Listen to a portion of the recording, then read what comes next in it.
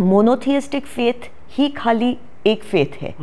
They don't understand, उनके लिए या तो मोनोथियस्टिक है या तो पॉलीथियस्टिक है, मतलब ऐसा नहीं है कि कुछ बीच में हो सकता है, बाइनरी में ही वो काम करते हैं। तो नॉर्थ ईस्ट में भी उनने बाइनरी में ही काम किया।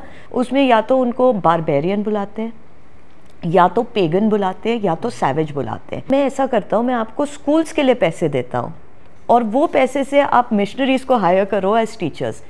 This is how missionary schools came in. Jawaharlal Nehru के तो एडवाइजर वेरी रेलेवेंट थे जो मिशनरी थे, और वो उनके ट्राइबल अफेयर्स एडवाइज़र थे। तो अगर आप नागा इंसर्जेंसी देखोगे, वो एक्चुअली म्यांमार के थ्रू जो नागा इंसर्जेंट्स थे वो चल के गए यूनान रीजन तक, चाइना में ट्रेनिंग लेने के लिए। ये जो क्रिटिकल अर्थ मिनरल्स है, ये नया गेम है यहाँ। हाँ, क्योंकि ये ही क्रिटिकल अर्थ मिनरल्स से वेस्ट का जो एम्बिशन है ग्रीन ट्रांजिशन का, वो इससे ही पूरा होएगा।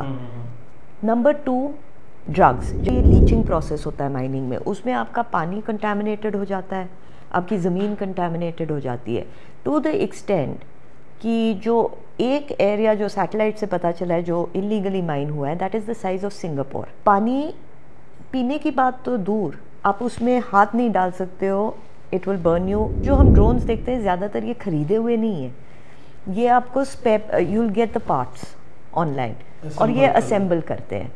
हाँ, बहुत सारे लोग अनफॉर्चुनेटली कहते हैं that these are Indian army drone. The amount of weapons that have been recovered, I think 1600 या कुछ तो बाहर के हैं। They are not the ones that were looted. It's quite clear कि वेपन्स कहीं और से आ रहे हैं। वो कहाँ से आ रहे हैं? सबसे बड़ी second hand market just across Manipur है। तो उनने उनके बच्चे किडनैप कर लिए थे, तो उन्होंने कहा लेके जाओ, वील हैव मोर, मगर we will not give you right of way, we will not give you shelter. आपको मारना है हमें, आप हमें मार दो, मगर ये हम कंटिन्यू नहीं होने देंगे। थाडो कम्युनिटी एक सबसे बड़ी कम्युनिटी है कुकीज़ में, उसके एक स्पोक्स पर्सन है, एंड उनने एक ग्रुप बनाया for peace talks with the Meiteis. उनका घर जला दिया गया, उनके ही लोगों ने। ये 900 लोग जो अगर म्यांमार से आ रहे हैं, इसका मतलब ये हेविली आर्म्ड है और ट्रेंड है। अमेरिका को लगता है कि Nobel laureates, Ivy League graduates वो देशों को संभाल सकते हैं। उनने अभी तक नहीं सीखा है कि अशरफ गानी भी आईवी लीग ग्रेजुएट था, इमरान खान भी ऑक्सफोर्ड का था।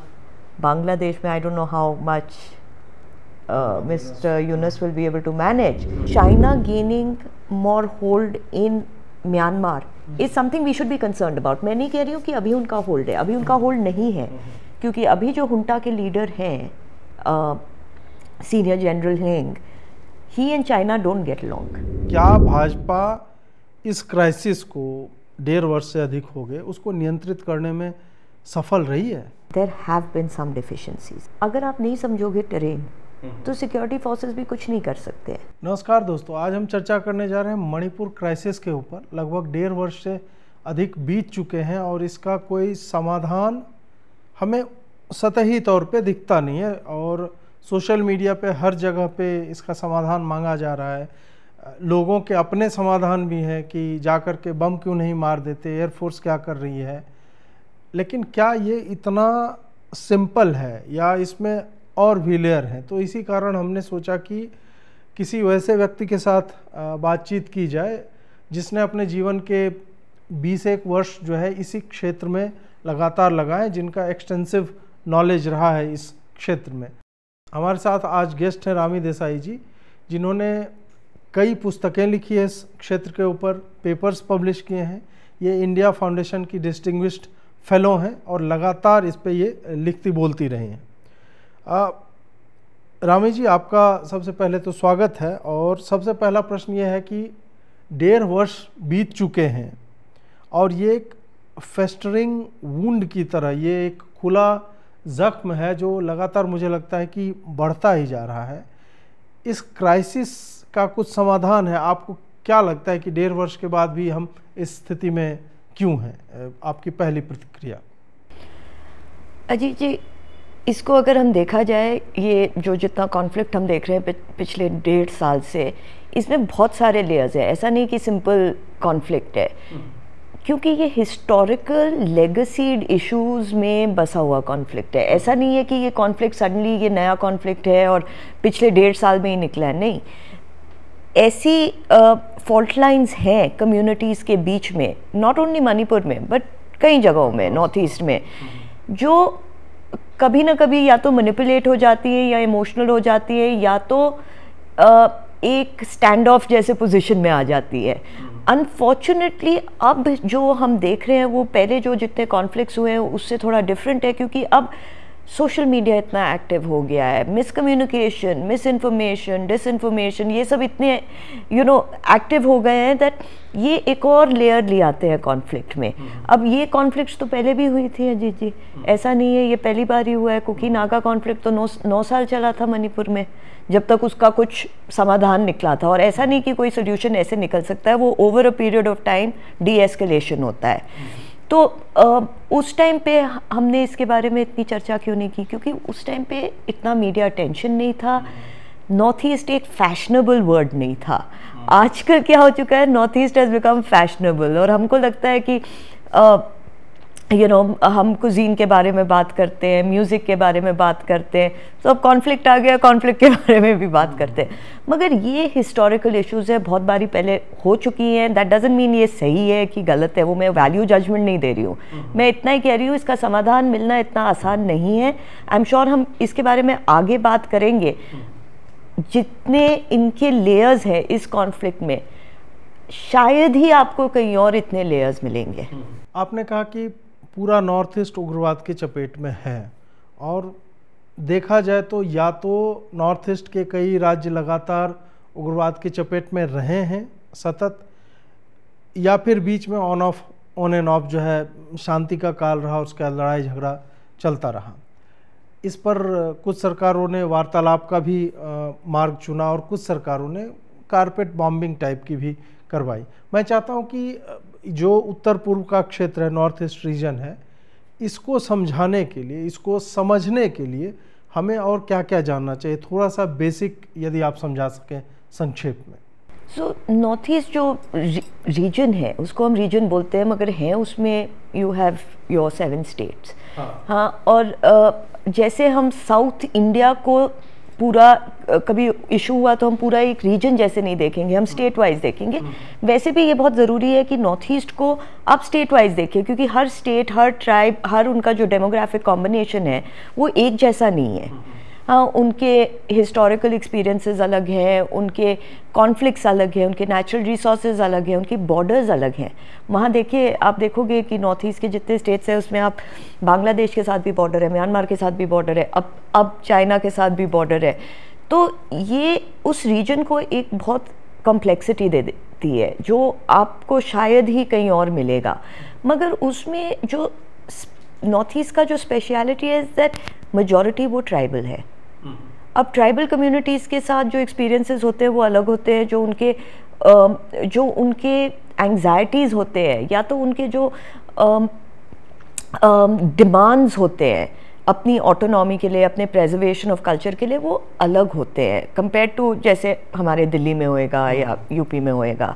तो ये जो क्वेश्चन आपने पूछा है वो एक्चुअली बहुत एक डीप क्वेश्चन है, क्योंकि जब आप रीजन के बारे में बात करते हो, आपका पहला क्वेश्चन आपके दिमाग में जो आता है कि ये रीजन हमको अलग सा क्यों दिखाई देता है, थोड़ा सेंस ऑफ एलियनेशन है। अभी तो फिर भी कम हुआ है। मैं इस एरिया में मैं बहुत सालों से काम कर रही हूँ, और अर्ली 2000s में या लेट 2000 में आप जाते तो आपको अलग तरीके का नॉर्थ ईस्ट दिखाई देता। यहाँ से जब मैं जाती थी लोग मेरे को अलग अलग अजीब से क्वेश्चंस पूछते थे कि वहाँ क्यों जा रहे हो, वहाँ क्या रखा है, तरह तरह की भ्रांतियां, कुत्ता खाते हैं, आदमी मार के खा जाते हैं, इस तरह से। तो ये क्योंकि हम इतना बड़ा हमारे बीच में गैप है, और ये जो गैप है ये रूट कॉज है काफ़ी कुछ प्रॉब्लम्स का, क्योंकि हमने कभी एड्रेस ही नहीं किया। अब ऑफ कोर्स इंसर्जेंसी को मिटाने के लिए प्रीवियस गवर्नमेंट्स ने कुछ एक्शंस लिए थे, काफ़ी हेवी हैंडेड एक्शंस भी थे, मगर उसका मतलब ये नहीं कि उनने साइकोलॉजिकल डेफिसिट जो है वो सॉल्व किया। फॉर एग्जांपल जब ब्रिटिश आए, बैटल ऑफ प्लासी हुआ वेस्ट बंगाल में, उस टाइम पे उनका नज़र आया नॉर्थ ईस्ट के ऊपर, क्योंकि बड़ा दूर रहता था उनके लिए। मगर जब वो नॉर्थ ईस्ट पहुँचे, उनके लिए ये कम्युनिटीज़ को देखना एक ऑलमोस्ट शॉक वैल्यू था, क्योंकि अभी तक वो मेन स्ट्रीम कम्युनिटीज़ को उनने इनकाउंटर किया था। हाँ, और वो अपने दिमाग से इनको लेबल कर रहे थे कि ओ देखो एथनिसिटी अलग है, रेशियल फीचर्स अलग है, ट्राइबल है। हाँ, हमारे तो या तो हमारे स्क्रिप्चर्स में, हमारी भाषा में कभी कुछ ट्राइबल का वर्ड है ही नहीं। उनको हम वनवासी बोलते हैं क्योंकि वन में रहते हैं, या जनजाति बोलते हैं, यू नो, मगर ऐसा नहीं कि सेपरेट। अगर आप जितने हमारे महाभारत पढ़ो, रामायण पढ़ो, इसमें ट्राइबल का मेंशन है, मगर जैसे मेंशन किया है वो ऐसा नहीं कि कोई अलग टाइप ऑफ लोग थे। मतलब इट्स लाइक बहुत कैजुअली मेंशन किया है कि राम भगवान वहाँ नदी के पार करना चाह रहे थे तो गुहा आए, गुहा बोट बनाते थे तो उनने बोट बनाया और उनने भगवान से कहा कि you know you are the lord of lords, you know. तो ऐसा कॉन्वर्सेशनली उनकी बातें होती थी। मगर जब ब्रिटिश आए, उनने देखा कि ये ट्राइबल्स हैं। अगर आप देखोगे अफ्रीका में भी सेम चीज़ हुआ है कि जब कॉलोनियलिस्ट आए, उनने कहा अरे ये तो ट्राइबल्स है, लैटिन अमेरिका में ट्राइबल्स है, कन्वर्ट करो क्योंकि ये अनसिविलाइज्ड है। उनके लिए ये सिविलाइज्ड और अनसिविलाइज्ड के बीच में एक यू नो फाइट हो गया, and they wanted to solve this problem. और उनके लिए तो एक मॉरल कोड भी था ना कि हम नॉर्थ ईस्ट जाए, हमें अनसिविलाइज्ड लोग दिखे हैं उनको। उनने मैंने आर्काइवल किताबें उनकी जो जितनी डायरीज हैं मैंने काफ़ी पढ़ी हैं, उसमें या तो उनको बारबेरियन बुलाते हैं, या तो पेगन बुलाते हैं, या तो सैवेज बुलाते हैं। ऐसे कोई कॉम्प्लीमेंट्री वर्ड तो बिल्कुल नहीं बुलाते हैं। तो they added the word tribal पहले सेंसस में। अब जैसे ही आप सेंसस में ऐड कर लो, आपको तो पता ही है कि कास्ट के साथ क्या हुआ है, सेम चीज़ ऐसी सोसाइटी बाइफिकेशंस के साथ हुआ है। तो ट्राइब ऐड किया। अब ट्राइबल्स क्या रिलीजन फॉलो करते हैं, तो उन्होंने सोचा, उन्होंने कहा अच्छा एनिमिज्म, हाँ, कि पक्षी पक्षु प्रकृति ऐसे चीज़ों के ऊपर इनका ज़्यादा बिलीफ सिस्टम है। वो एक्यूरेट नहीं है। अगर आप उसके भी पीछे थोड़ा जाए, थोड़ा पढ़े, उनके बिलीफ सिस्टम्स को देखें, काफ़ी कम्युनिटीज़ आप देखोगे लार्जर सनातन धर्म से जुड़ा हुआ है। जैसे आसाम में एक ट्राइब है जो वाली के पॉइंट ऑफ व्यू से कहानी बताता है। अच्छा। हाँ, आप अगर अरुणाचल प्रदेश जाओ, वहाँ परशुराम कुंड है। जब तक ब्रिटिश आए थे वहाँ तीर्थ होती थी। हाँ, काफ़ी लोग हैं। सबसे जो उनका बड़ा ट्राइब है वो बिलीव करता है कि राधा वहाँ से आई थी, तो कृष्ण भगवान आए थे उन्हें लेने को। Rukmini, sorry not Radha, Rukmini. तो दे बिलीव दैट वो रुक्मिणी के डिसेंडेंट्स हैं। महाभारत में भी तो चित्रांगदा है, मणिपुर की चित्रांगदा है। काफी लोग मानेंगे नहीं, मणिपुरी खुद कभी नहीं मानते हैं। अच्छा। हाँ, कई हैं जो मानते हैं, कई हैं जो नहीं मानते हैं। उसमें अंकिया नाट और भावना, ये सब जो ट्रेडिशनल थिएटर, यही सब यूज होता है कल्चर में, तो वही यूज होता है। मगर एक टाइम था जब वैष्णविज्म आया, हाँ, आसाम में, मणिपुर में, और वैष्णविज्म का भी इन्फ्लुएंस हुआ। मगर अगर आप उससे भी पहले जाएं, दीमापुर, कहते हैं दिमासा किंगडम का पार्ट था। दिमासा किंगडम के जो प्रोजेनिटर्स थे वो थी हिडिंबा। हाँ, और हिडिंबा के जो घटोत्कच थे, he became the Prince of that time. Bhim आए थे वहाँ। तो वहाँ जाओगे आप, दीमापुर में एक मतलब बहुत, आई don't know how tall it is, but it's like जैसे अगर कोई उनको क्या कहते हैं, जैसे मॉन्स्टर्स हो या कोई राक्षस, हाँ, राक्षस टाइप ऑफ लोग हों जो इतने बड़े हों, जो चेस खेलते हो। तो मतलब जैसे 12-12 फुट के चेस प्लेयर्स हैं। अच्छा, हाँ, तो वो कहते थे कि वो हिडिंबा के हैं। हाँ, because she was considered a राक्षस। तो ऐसे करके बहुत सारे, अगर आप एक्चुअली पढ़ना चालू करें, उनके सिस्टम्स को देखना चालू करें, एडमिनिस्ट्रेटिव सिस्टम्स को देखना चालू करें, आपको बहुत कनेक्टिविटी मिलेगी। मगर क्योंकि ये सेंसस में, पहली सेंसस में ये इंक्लूड हो गए थे, तो आइडेंटिटी अलग होती गई। एंड उसके बाद बहुत सारे और चीज़ें हुए, जैसे फॉरेस्ट एक्ट आया, they couldn't use the forest, जो इनका नॉर्मल वे ऑफ सर्वाइवल था, हाँ, वो नहीं यूज़ कर पाए, क्योंकि ब्रिटिश चाहते थे कि फॉरेस्ट अपने ले रखें, क्योंकि इनकी टिम्बर की यूज़ बहुत थी। हाँ, फिर उनको ये भी लगा कि कन्वर्जन करना सही रहेगा, क्योंकि जब आपके पास एक होमोजेनस रिलीजियस ग्रुप हो जाता है, इसमें आपको अपने पॉलिसीज़ डालने में आसानी होती है।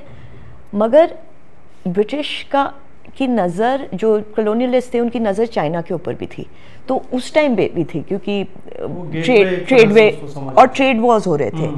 तो वो चाहते थे कि अगर हमारे पास बेस हो यहाँ, हाँ, तो फ्यूचर में भी हमारा स्ट्रेटेजिक बेनिफिट हमको मिलेगा। तो अगर आप देखें, उनने कन्वर्जन बहुत अर्ली ऑन स्टार्ट कर दिया था, और ऐसी चिट्ठियाँ भी मैंने पढ़ी हैं। जो पॉलिटिकल एजेंट, जो फर्स्ट कॉलोनियल पॉलिटिकल एजेंट था असम में, वो ब्रिटिश गवर्नमेंट के लंदन में सेक्रेटरी को लिखता है कि हम एक बड़ी गलती कर रहे हैं कन्वर्जन के साथ। हम रेस्ट ऑफ द कंट्री में हम अपर कास्ट लोगों को कन्वर्ट करने की कोशिश कर रहे हैं, इसलिए हमको सक्सेस नहीं मिल रहा है क्योंकि वो कन्वर्ट करेंगे नहीं। I have come to the north East, और मेरे को यहाँ ट्राइबल लोग मिले हैं और इनको बिल्कुल कुछ, क्योंकि उनके लिए उनके लिए मोनोथियस्टिक फेथ ही खाली एक फेथ है। दे डोंट अंडरस्टैंड, उनके लिए या तो मोनोथियस्टिक है या तो पॉलीथियस्टिक है, मतलब ऐसा नहीं है कि कुछ बीच में हो सकता है, बाइनरी में ही वो काम करते हैं। तो नॉर्थ ईस्ट में भी उनने बाइनरी में ही काम किया। तो वो लिखता है कि देखो, मेरे को लगता है यहाँ हमको बड़ा सक्सेस मिलेगा क्योंकि ये ट्राइबल है, इनका फेथ नहीं है, बिलीफ सिस्टम नहीं है, एडमिनिस्ट्रेटिव सिस्टम्स नहीं है।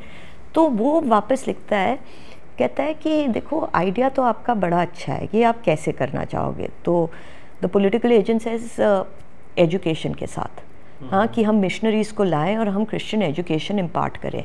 तो द सेक्रेटरी सेज ये तो हमारे पॉलिसी के ख़िलाफ़ है, क्योंकि जब पहले कॉलोनियलिस्ट आए थे वहाँ बैक होम उनका एक लॉबी था जो कहता था आप कॉलोनाइज़ करो मगर आप रिलीजियस अफेयर्स में इंटरफियर मत करो। हाँ, तो उनने कहा यार यहाँ तो हमारा तो गवर्नमेंट गिर जाएगा क्योंकि lobby is become very strong. तो मैं ऐसा करता हूँ, मैं आपको स्कूल्स के लिए पैसे देता हूँ और वो पैसे से आप मिशनरीज़ को हायर करो as teachers. This is how missionary schools came in. मगर एक चीज़ मैं बताऊँ जी, जो हमें समझने की ज़रूरत है कि ये this is a very important point in my opinion to understand the north East, कि जितना कन्वर्जन हुआ है अनफॉर्चुनेटली कॉलोनियल टाइम पे नहीं हुआ है, अभी 1947 के बाद हुआ है। तो इवन ड्यूरिंग द कॉलोनियलिस्ट, जब उनके पास एडमिनिस्ट्रेटिव पावर था, पॉलिटिकल पावर था, मिलिट्री पावर था, ये लोगों को नहीं कन्वर्ट कर पाए। 2-3% करके ऐसा था। अरुणाचल में तो 1970 अर्ली 1970s तक the percentage of conversion was not more than 0.72%। आज के दिन में 40% ऑफिशियली, 60% अनऑफिशियली। हाँ, सेम थिंग आप मणिपुर में देखोगे, डेमोग्राफिक चेंज हुआ है। नागालैंड देखो 100%, मिज़ोरम देखो 100%, मेघालय देखो 100%। असम में आपके कुछ गढ़ बचे हुए हैं मगर वहाँ का इमिग्रेशन जो बांग्लादेश से आ रहा है उनकी प्रॉब्लम ही अलग है। त्रिपुरा में भी प्रॉब्लम ही अलग है। तो जो पोस्ट इंडिपेंडेंस हमारी जो पॉलिसीज़ थी, क्योंकि आपका क्वेश्चन था कि ये ये रीजन का क्या हिस्टोरिकली क्या है इंसर्जेंसी के साथ।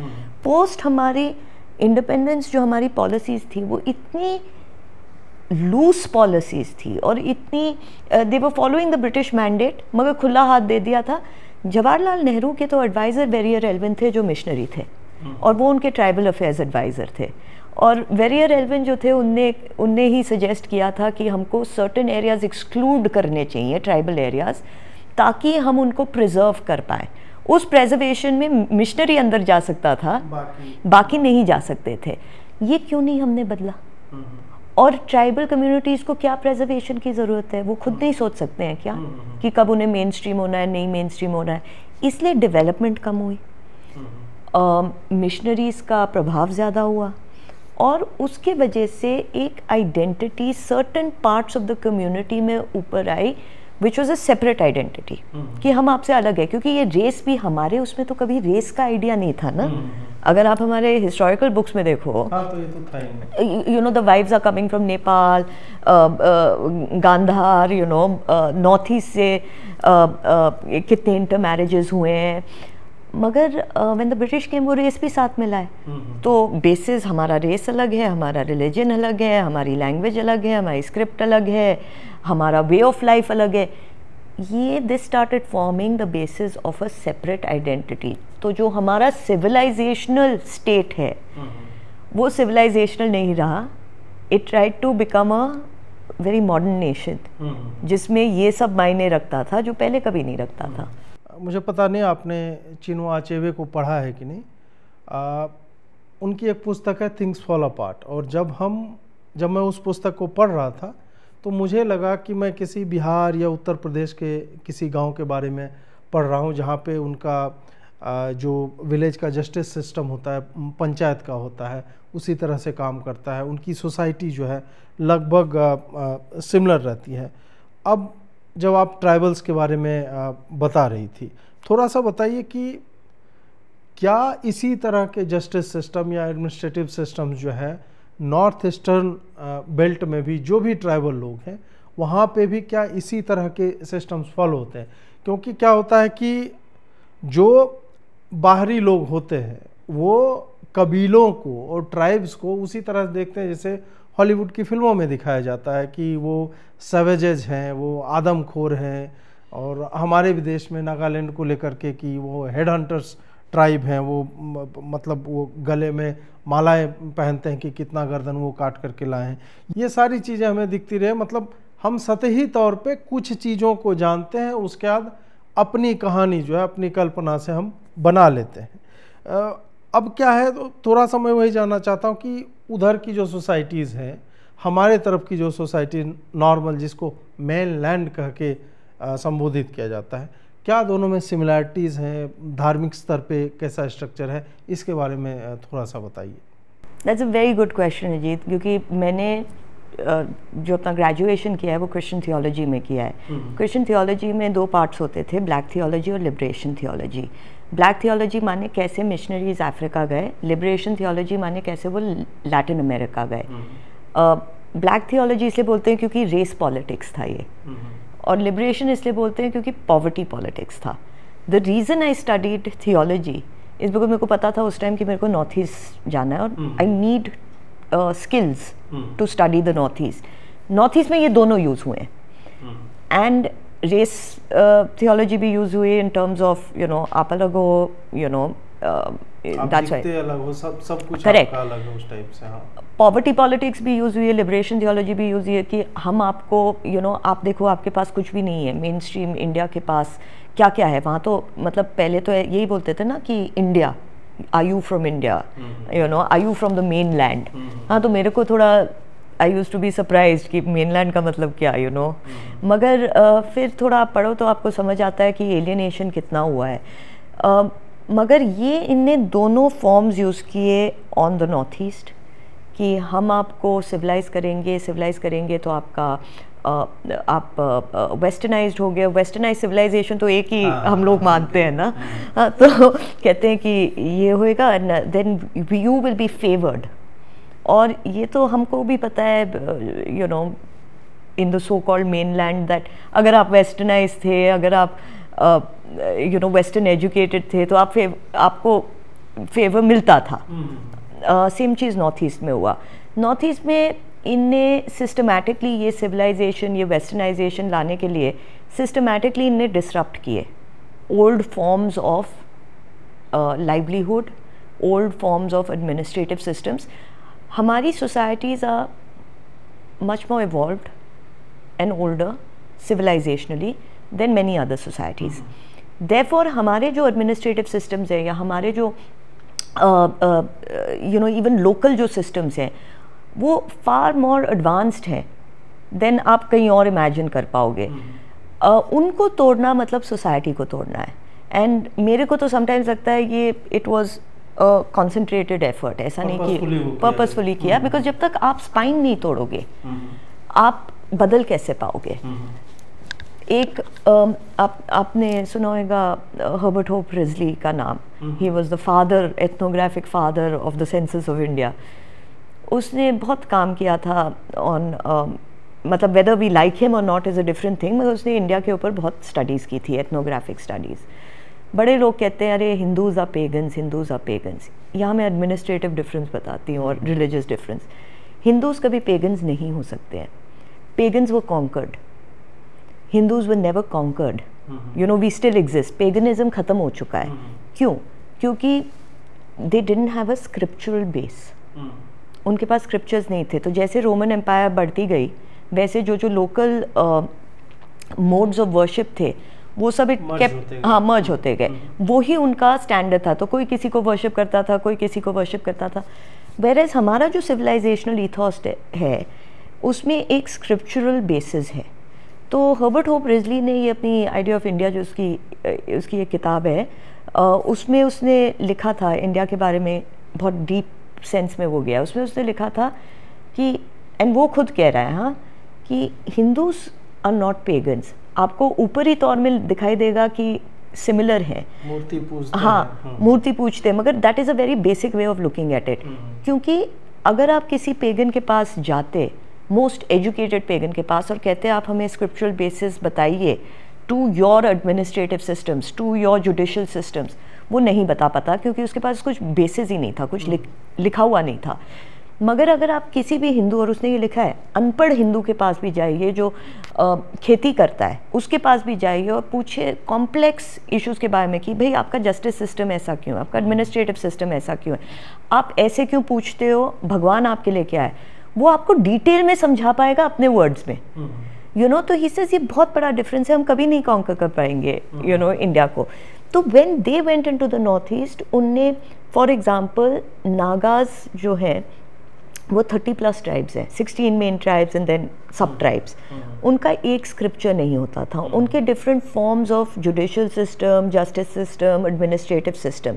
फॉर एग्जांपल जैसे हमारे यहाँ है, उनके गांव, and this goes for across the north east, गांव बूढ़ा होते थे, हाँ, हेड ऑफ द विलेज, उनकी काउंसिल होती थी, यू नो। और ये अलग अलग फॉर्म्स, परम्यूटेशन, कॉम्बिनेशंस में across our tribal communities across India है।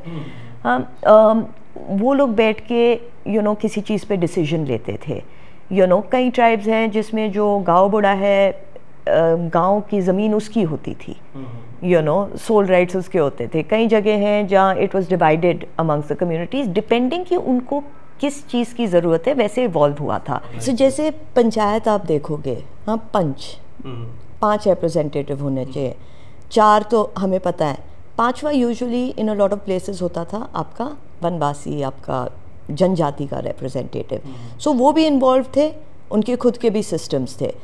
और बहुत मैं नागाज के बारे में आपको बता रही थी, जैसे 16+ tribes and then, you know, तो उनके अपने सिस्टम्स होते हैं। अब जैसे हेड हंटिंग है, होता था हेड हंटिंग, मैं ऐसा नहीं है सब ट्राइब्स हेड हंटिंग करते थे। हेड हंटिंग होता था, ऐसे नहीं that they want your head, it was a way of, वो, you know, warrior victory, you know, कि ये हम वापस लाए हैं एज प्रूफ, यू नो। तो उसमें प्राइड अटैच था, उसमें एक रिस्पॉन्सिबिलिटी अटैच थी। आई एम नॉट डिफेंडिंग इट, ये तो आजकल के दिन में ये, you know, it will be looked upon very differently, मगर ये इनके कस्टम्स थे, यू नो। एंड ये कस्टम्स को एक, अब तो हम नागाज बुलाते हैं, नहीं, उनकी सोसाइटी कंफर्टेबल थी इसको लेकर के, करेक्ट, दे वर कंफर्टेबल। उनके जितने अलग अलग ट्राइब्स थे, they didn't even have the same language, अलग अलग लैंग्वेज होते थे, अलग अलग कस्टम्स होते थे, कपड़ों से पहचान जाते थे कि कौन किस ट्राइब का है, यू नो, ज्योग्राफिकली भी डिमार्केटेड थे एरियाज लूजली। मगर जब ब्रिटिश आए, क्योंकि उनको, मैं जैसे कह रही हूँ, बाइनरी में ही चीज़ें दिखाई देती हैं, तो होमोजेनाइज करना था, हाँ, मॉडर्नाइज करना था।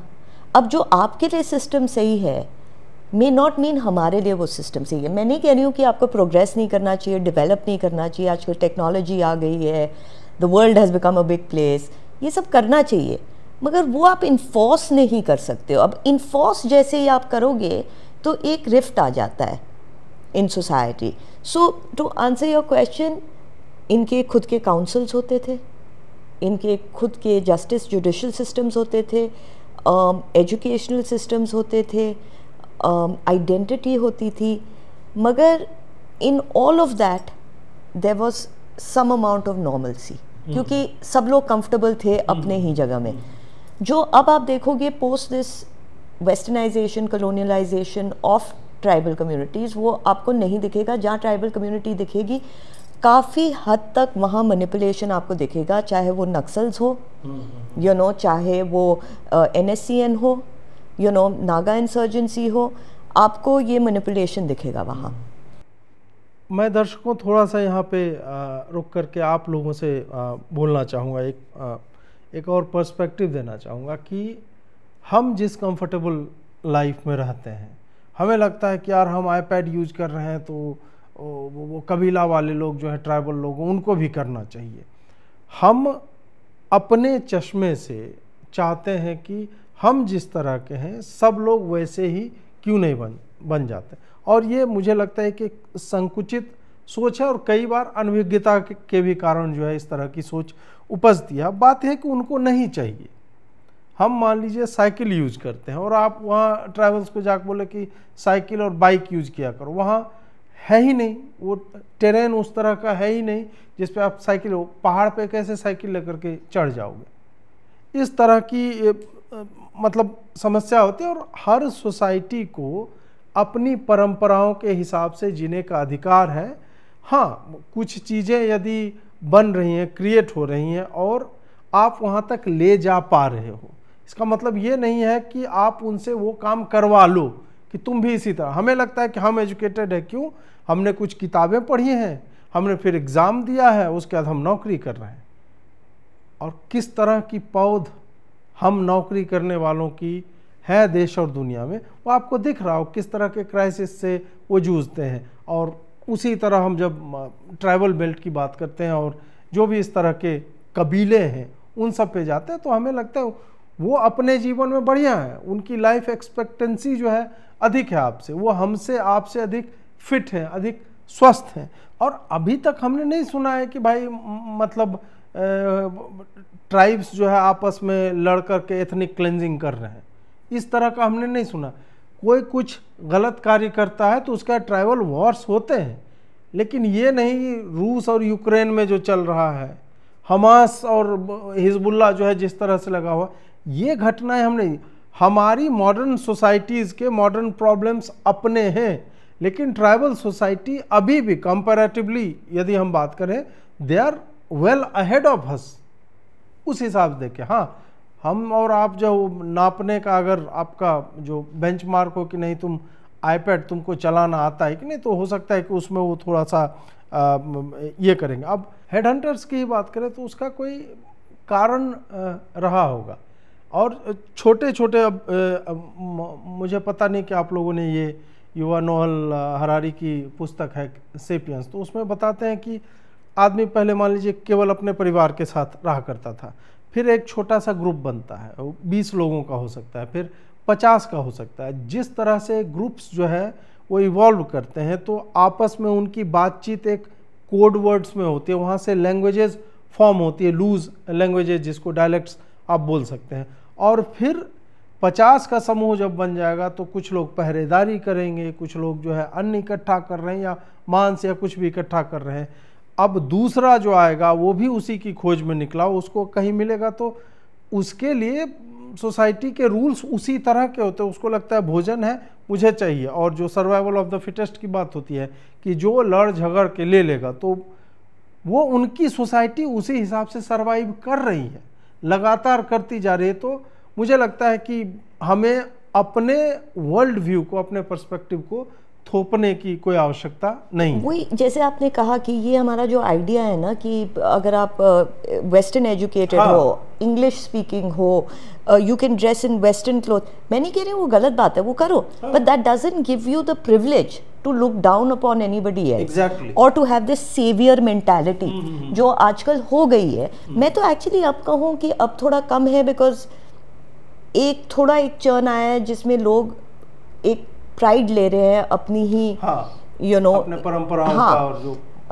मगर 15-20 साल पहले तो मतलब it was madness, you know, लोगों को लगता था कि you know it was almost जैसे शेम की बात है कि आप नहीं कर सकते हो ये सब।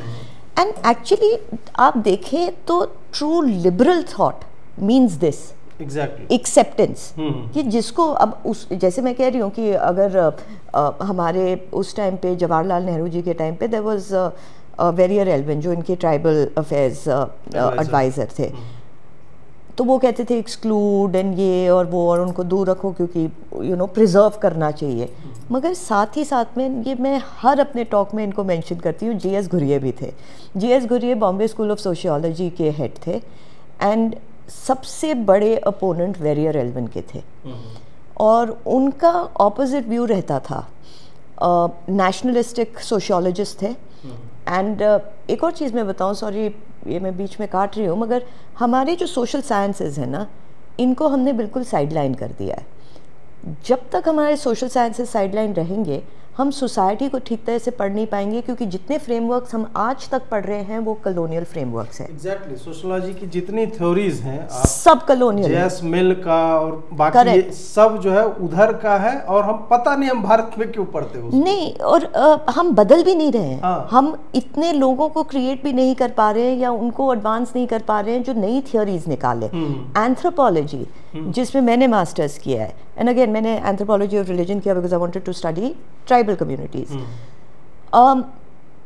पढ़ते पढ़ते मेरे को समझ आ रहा था कि कहाँ हमारा डेफिसिट है, क्योंकि एंथ्रोपोलॉजी सब्जेक्ट ही बना था कॉलोनियलिस्ट के लिए। तो जब उनने कॉलोनाइज करना चालू किया तो उनके जो जहाँ उनकी आईसी इंडियन सिविल सर्वेंट्स भी जहाँ से आते थे, उनके सिविल सर्वेंट्स जहाँ से आते थे, द कॉलेज, उनने इंट्रोड्यूस किया एंथ्रोपोलॉजी को कि आप नए जगह में जाएंगे तो आपको कैसे लोगों को पढ़ना चाहिए।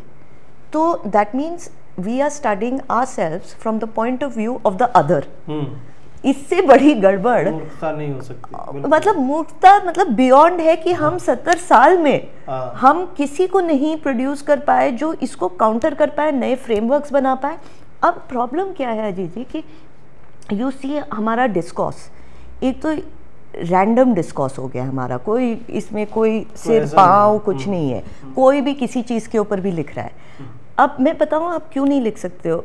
ओपिनियन, यस ओपिनियन होना चाहिए, इन्फॉर्म्ड ओपिनियन होना चाहिए।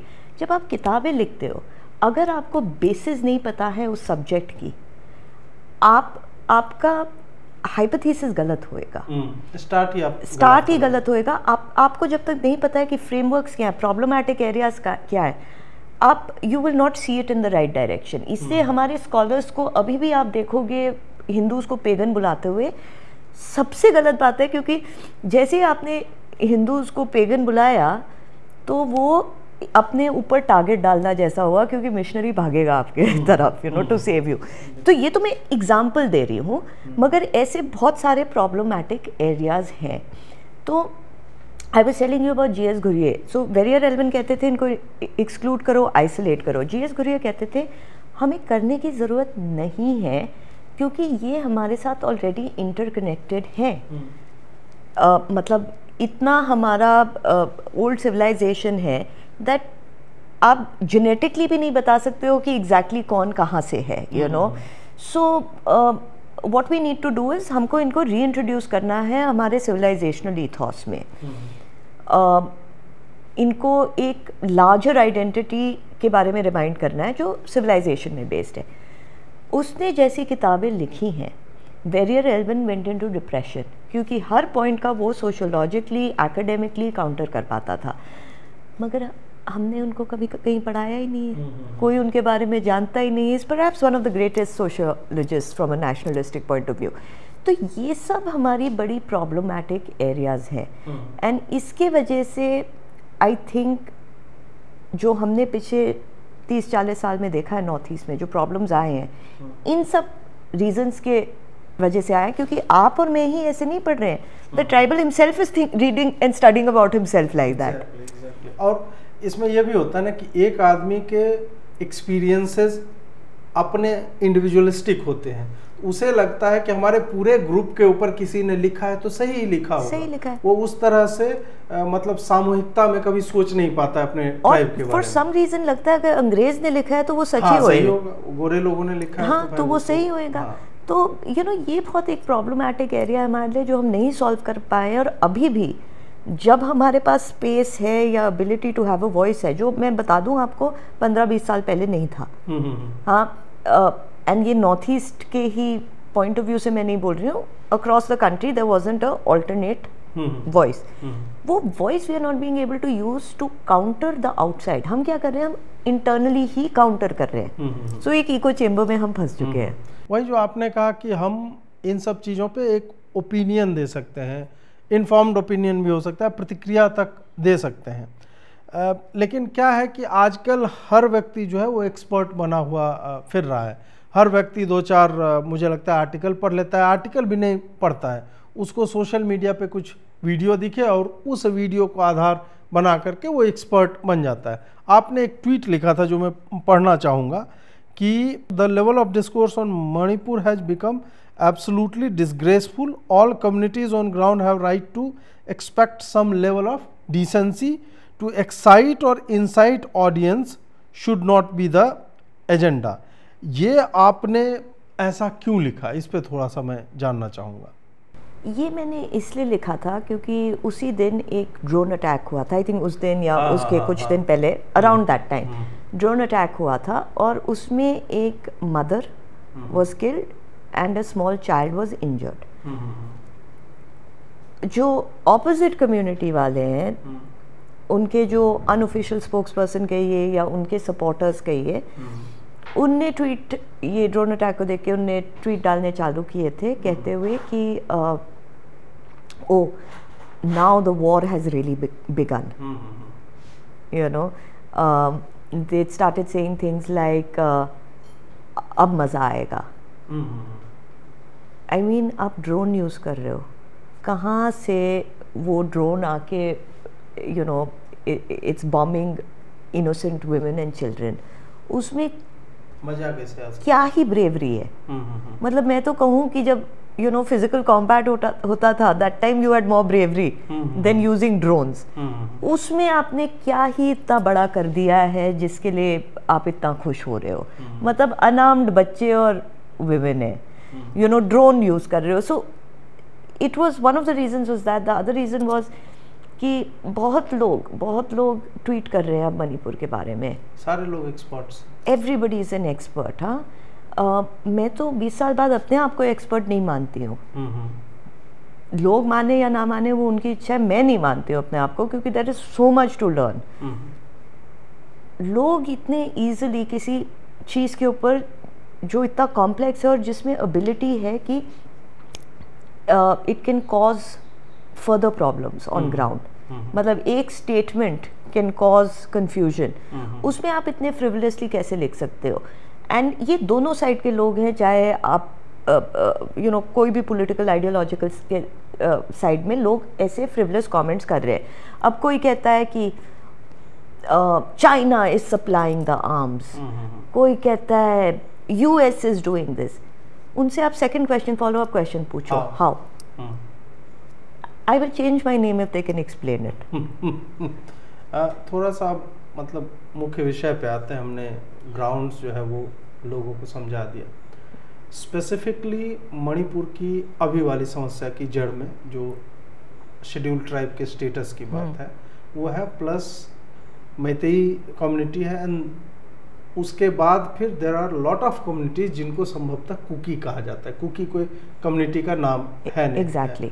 तो ये प्रॉब्लम जो है ये इससे पहले शांति थी थोड़ा बहुत, जैसे 32 ऑर्गेनाइजेशंस थे, उनके साथ बैठ कर के अमित शाह या राजनाथ सिंह के टाइम में वो समझौते हुए थे, वो सब हुआ था। और हमें लग रहा था कि ये ड्रग एडिक्शन, फिर लुक ईस्ट पॉलिसी जो सरकार की रही है, तो ब्रिजेज बने, इंफ्रास्ट्रक्चर बना, एयरपोर्ट्स बने, सब कुछ धीरे धीरे अपने एक पेस से हो रहा था जो कि पहले के पेस से कई गुना अधिक था। हमें लग रहा था कि सब कुछ सेटल है, एंड सडनली एक ऐसे जगह में अचानक से ये बम फटने लगते हैं, सोफिस्टिकेटेड वेपनरी का यूज होने लगता है, और फिर मंदिर जलाए जा रहे हैं। मुझे लगता है थाउजेंड्स या लैक्स में लोग डिस्प्लेस हुए हैं। तो ये थोड़ा सा बताइए, मैतेई वाला हो गया, एसटी वाला हो गया, इन सब की जड़ में क्या है? देखिए, मणिपुर और त्रिपुरा दोनों किंगडम्स थे। उनने मर्जर एग्रीमेंट इंडिया के साथ साइन किया। अब उनने आधे में तो साइन नहीं किया ना कि हमारा आधा स्टेट आपका है। The whole of Manipur merged with India. तो एंड उस टाइम पे हिस्टोरिकली भी मैती किंग होते थे जिनने साइन भी किया। तो as a result Manipur as a state का एक टेरिटोरियल इंटेग्रिटी है। हाँ, अब उसमें मैतीज भी थे, नागाज भी थे, कुकीज़ और जो सब ट्राइब्स हैं वो भी थे। वो हिस्टोरिकली जाने में इसमें बहुत कंटेंशियस इशू है, बिकॉज कुकीज़ कहते हैं हम तो हम तो दोनों साइड थे। हाँ, मैतीस कहते हैं हम नहीं थे, ये लोग नहीं थे। कई बिलीव करते हैं कि कुछ थे और डेमोग्राफिक चेंज हुआ है। मगर कीपिंग दैट असाइड, क्योंकि उसमें कोई there is no winner in that debate, हाँ, कीपिंग दैट असाइड, ब्रिटिश ने यूज़ किया था कुकीज़ को। वो नागाज़ को कभी कंट्रोल नहीं कर पाए थे। हम जैसे हमने आपके पहले क्वेश्चन में हमने डिस्कस किया था कि उनके अपने वेज ऑफ लाइफ थे, मेथड्स ऑफ लिविंग थे, सो ऑन एंड सो फॉर्थ। तो नागाज़ को बिल्कुल ब्रिटिश का आना बिल्कुल मतलब सहन नहीं हुआ। They used to raid British contingency, जब जाते थे तो वो रेड करते थे, मारते थे। They used to kill them because they were very strong warrior tribes हैं at the end of the day. और इनके गुरिल्ला टैक्टिक्स और ये जो हिल एरियाज होते हैं, हाँ, ये उनसे बेहतर कोई नहीं जान सकता है। That is one of the reasons that पूरा उनको कन्वर्ट किया गया, बिकॉज दैट वाज अ वे कि ब्रिटिश उनको कंट्रोल कर पाए। उसके लिए बाद में भी अभी रेपरकशंस हुई हैं जिनके बारे में हम बाद में बात करेंगे जब हम म्यांमार और यूएस वगैरह के बारे में बात करेंगे। मगर क्योंकि ये कंट्रोल नहीं हो रहे थे, ब्रिटिश कुकीज़ को लाए, कुकीज़ को इनके अगेंस्ट पिट किया। हाँ, ऐसा भी था कि between the Kuki tribes and the Meiteis interconnectivity भी थी। अब आप बाजू बाजू में रह रहे हो तो ऐसा तो नहीं होएगा कि constantly in a state of conflict रह रहे हो। पीसफुल टाइम्स भी थे। ऐसा भी कहा जाता है देखो कि body guards that the Manipur Maharaja had, इतना ट्रस्ट था। मगर over a period of time again 2-3 issues होनी चालू हुई। वन वॉज कि जब ये इंडिपेंडेंस हुआ, जब मर्जर हुआ, और इसके बाद ये ऑफ़र किया गया मैतीस को कि आप शेड्यूल ट्राइब बन जाओ, क्योंकि ब्रिटिश रिकॉर्ड्स में दे वर ट्राइब्स। उनने मना कर दिया, और उनने मना किया, and I think it's a real act of grace कि उनने कहा हमारे पास सब कुछ है, हाँ, वी आर प्रिविलेज्ड एंड हमको कोई रिजर्वेशन की ज़रूरत नहीं है। They said it in a sense of pride. मगर उस टाइम पे रेपरकशंस नहीं पता थे, हाँ, कि आगे चल के सोसाइटी कैसे हो जाएगी, ये रिजर्वेशंस कैसे मैनिपुलेट किए जाएंगे, डेमोग्राफिक चेंज कैसा होएगा। तो एज अ रिज़ल्ट जो हिल एरियाज़ थे, there was a land act जिसमें हिल एरियाज़ जो थे वो शेड्यूल ट्राइब एरियाज़ बन गए। उसमें कुकी शेड्यूल ट्राइब थे, नागा शेड्यूल ट्राइब थे, और जो वैली था that became the god of the Meiteis, which it always was. और ये भी थोड़ा कि वैली केवल 10% लैंड है, 10% से कम है, क्योंकि आप इंफ्रास्ट्रक्चर निकालिए, आप लोकताक लेक निकालिए, ये सब निकाल के इट्स नॉट, मतलब लोग कहते 3-4% है, मैं कहूँ आप 7% भी लो, इट इज़ नॉट इनफ, क्योंकि पॉपुलेशन 90% वहाँ पे, पॉपुलेशन 90% है, और हमको हर चीज़ in point of view of the future देखने की ज़रूरत है। हाँ, कि अभी 90% है, पिछले अगले 20-30 साल में क्या होएगा? Is it fair to be confined? हाँ, क्योंकि वैली ऐसा है, हिल्स अराउंड है, हाँ, तो आपको थोड़ा सेंस ऑफ इनसिक्योरिटी होएगा, क्योंकि हिल्स में आपके ट्राइब्स नहीं रहते हैं, आपकी कम्युनिटी नहीं रहती है, आप valley, so there is a sense of security जो नहीं रहती है। डेमोग्राफिक चेंज का प्रॉब्लम है, ओवर पॉपुलेशन है, बर्डन्ड है, मतलब इतना छोटा जगह कितने ही लोगों को ले सकता है। अगर आप अभी इम्फाल जाओ और कंपेयर करो 50 साल पहले के photos, it was like the Paris of the east, reverse थे और हिल्स हैं और वैली है, इट वाज ब्यूटीफुल। अब आप देखोगे मल्टी स्टोरीड बिल्डिंग्स ही हैं, रास्ते इतने पतले हैं, यहाँ नहीं, मतलब 20-30 साल बाद यहाँ नहीं रह पा, यू कांट स्टे हियर। मगर प्रॉब्लम क्या है कि ऑलरेडी, क्योंकि इंसर्जेंसी वहाँ पहले से रही है, कुछ ना कुछ मिलिटेंट ऑर्गेनाइजेशंस रहे, मैतीस के साइड में भी, कुकीज़ के साइड में भी, नागास के साइड में भी, ये इसलिए इसको मैं कॉम्प्लेक्स एरिया बोलती हूँ, क्योंकि अनलाइक 2 कम्युनिटी प्रॉब्लम, यहाँ 3 कम्युनिटीज़ हैं। तो ऑलरेडी काफ़ी सारे जो वहाँ के इंडिजिनस लोग हैं वो बाहर शिफ्ट हो चुके हैं। तो जैसे आप देखोगे बच्चे बैंगलोर में पढ़ने आते हैं, फिर वहीं बस जाते हैं, दिल्ली में आते हैं, वहीं बस जाते हैं। जब तक ये चलता रहेगा तो एक डिप्लीशन ऑफ आइडेंटिटी तो होती रहेगी ना मैतीस के लिए। तो और प्लस उस और बेनिफिट्स मिलते हैं, जैसे रिजर्वेशन आपके गवर्नमेंट जॉब्स में, यूनिवर्सिटीज़ में, इनकम टैक्स एग्जेम्पशन, ये सब साथ में आता है विद द स्टेटस। तो मैतीस ने वापस शेड्यूल ट्राइब स्टेटस की मांग की, और इसको ऑब्जेक्शन आया कुकीज़ के साइड से।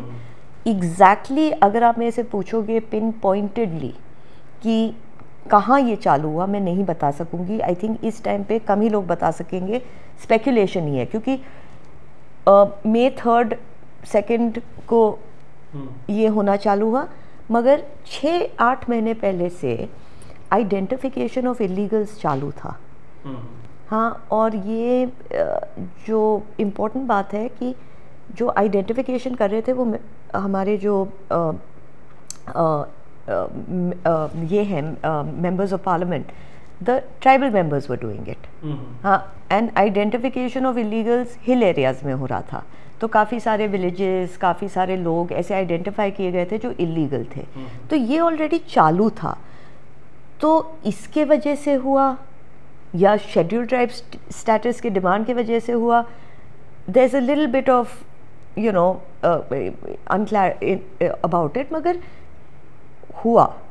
दैट इज़ द पॉइंट कि there was objection to schedule tribe status, जो मेरे को समझ नहीं आया, क्योंकि कोई और कम्युनिटी किसी और कम्युनिटी की डिमांड को ऑब्जेक्ट नहीं कर सकती। आप डिमांड करो, वो गवर्नमेंट ऑफ इंडिया का काम है टू असेस कि उनको मिले ना मिले। आप कौन होते हो ऑब्जेक्ट करने वाले? And as a community that is living side by side, you should also understand कि किस बेसिस पे हो रहा है। रियलिस्टिक बेसिस है, कोई भी ये समझेगा। अगर आप ये एजेंडा को ज़्यादा पुश करोगे, आपके ऊपर से ही फेवर जाएगा, पब्लिक परसेप्शन आपके ऊपर से उठ जाएगा, नेगेटिव हो जाएगा।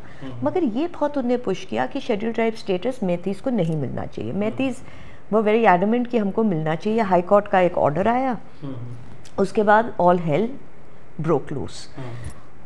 बट यही प्रॉब्लमैटिक एरिया नहीं है। अगर आप आज के दिन में डिस्कोर्स देखोगे, कोई शेड्यूल ट्राइब स्टेटस के बारे में तो बात नहीं कर रहा है। नहीं, हाँ। और इन माय ओपिनियन काफ़ी लोगों को ये भी इंटेलिजेंस है कि अभी हम वापस ये इशू को रेक नहीं कर सकते हैं, क्योंकि ये लंबा इशू है। देखिए, शेड्यूल ट्राइब स्टेटस के लिए वो NCST के पास जाएगा, TRI के पास जाएगा, RGI के पास जाएगा, फिर वेरिफिकेशन सब चीज़ का होएगा, फिर कैबिनेट के पास जाएगा। मतलब प्रोसेस बड़ा लंबा है। उसके बाद आप कंटेस्ट भी कर सकते हो। सो इसमें बहुत सारे डिफरेंट लेयर्स हैं। So in this case schedule tribe status was the initial demand. अब उसके बारे में बात होती नहीं है। अब सडनली विकेट चेंज हो गया है। अब कुकीज़ कह रहे हैं हमको इलीगल इमिग्रेंट्स डिक्लेयर करना चाह रहे हो। पॉलिटिकल पावर मैथीज़ के पास है, ये भी हमको समझना पड़ेगा। It's true, political powers Meiteis के पास है, मगर there has been a Naga chief minister also. ऐसा नहीं है कि ये it has only been dominated by the मैथीज़।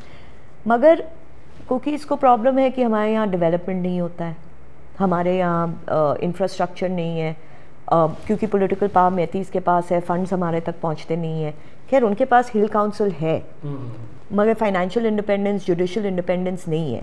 हाँ, तो उनका काउंसिल है which decides, and the Meiteis who sit in the valley, जिसमें ऑब्वियसली पॉपुलेशन के हिसाब से होता है, तो उनके असेंबली में दे डोमिनेट।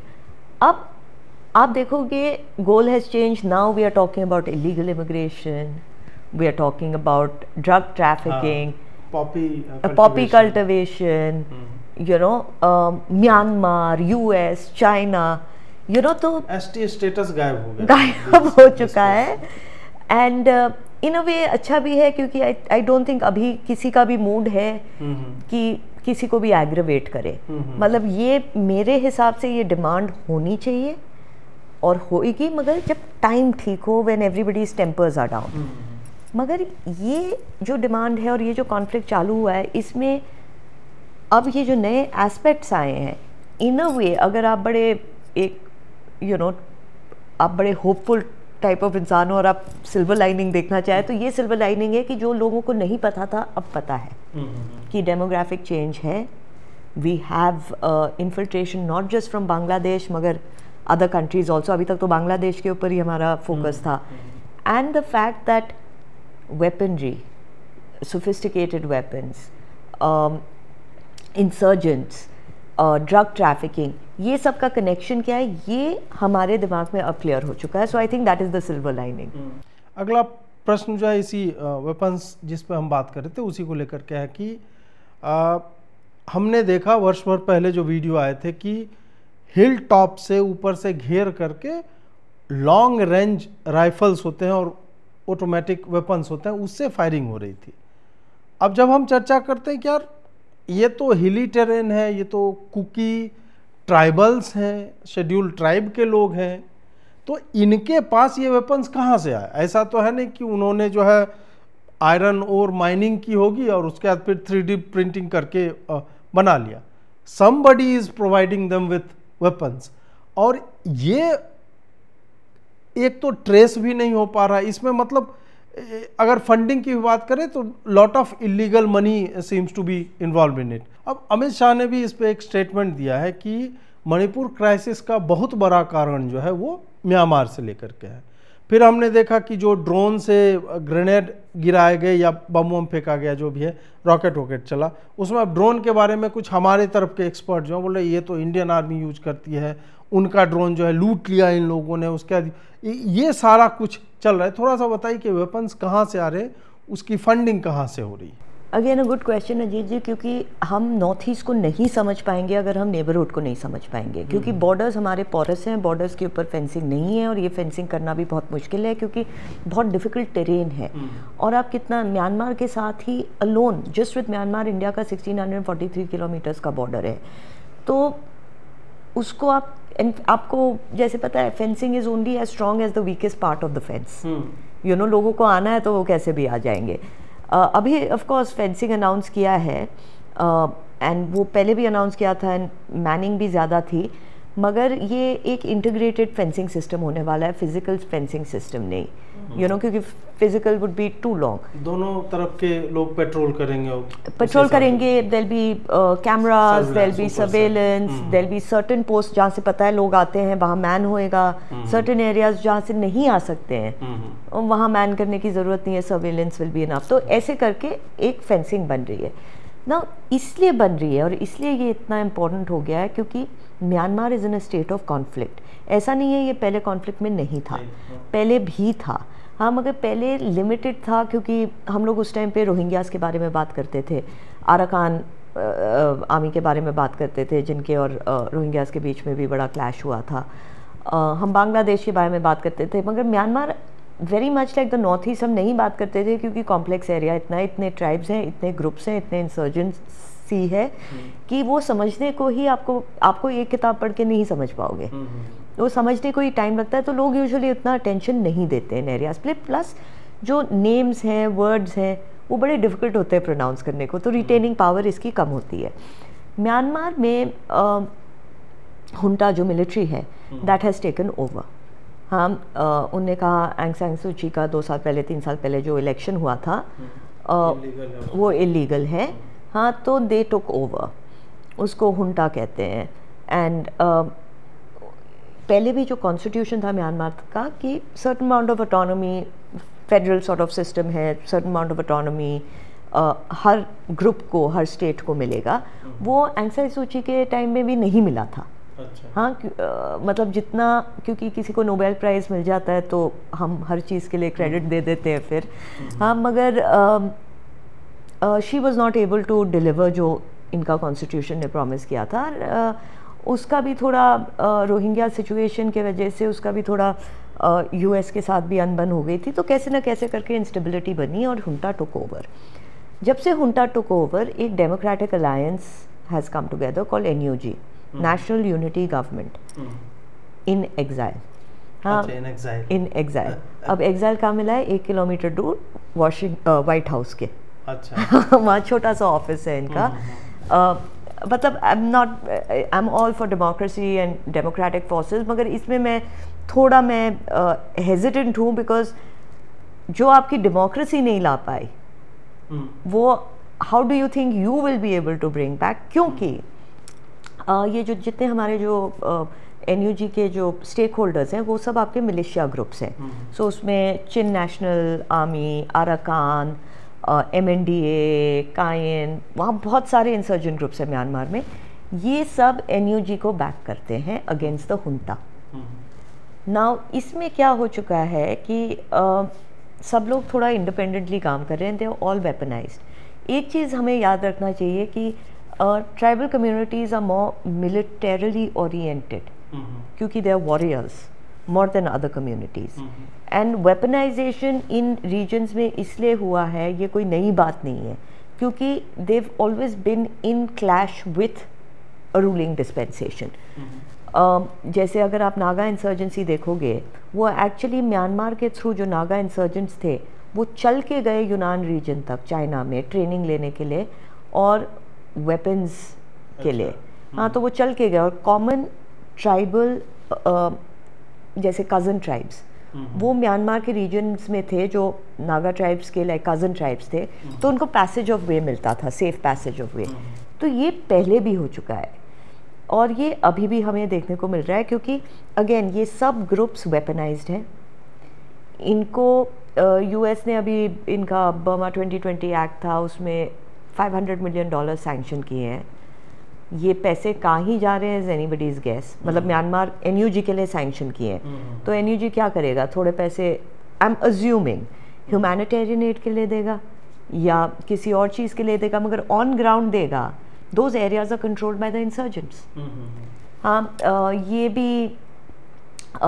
भी सुनने को आया है दैट जो यूएस सॉर्ट ऑफ फेवरेबल जो फोर्सेस हैं, हाँ, इनसे काफ़ी कम्युनिकेशन है, इंटरैक्शन है, इसलिए एंटी हुंटा सेंटिमेंट वेस्ट में इतना है, क्योंकि एनयूजी का बहुत इंटरैक्शन है। मगर म्यांमार को समझने में 2-3 लेवल्स पे हमें समझना पड़ेगा। एक है the militia which surrounds the junta, junta बीच में है and militias are surrounding them. ये militias control the land that they are on, and this land is very rich in terms of not minerals.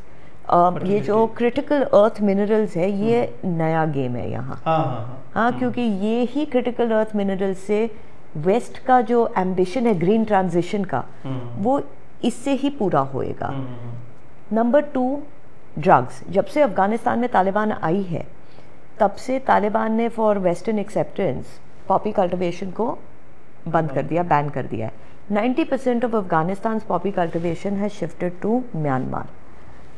हाँ, so दुनिया का 90% of the poppy cultivation is in Myanmar now.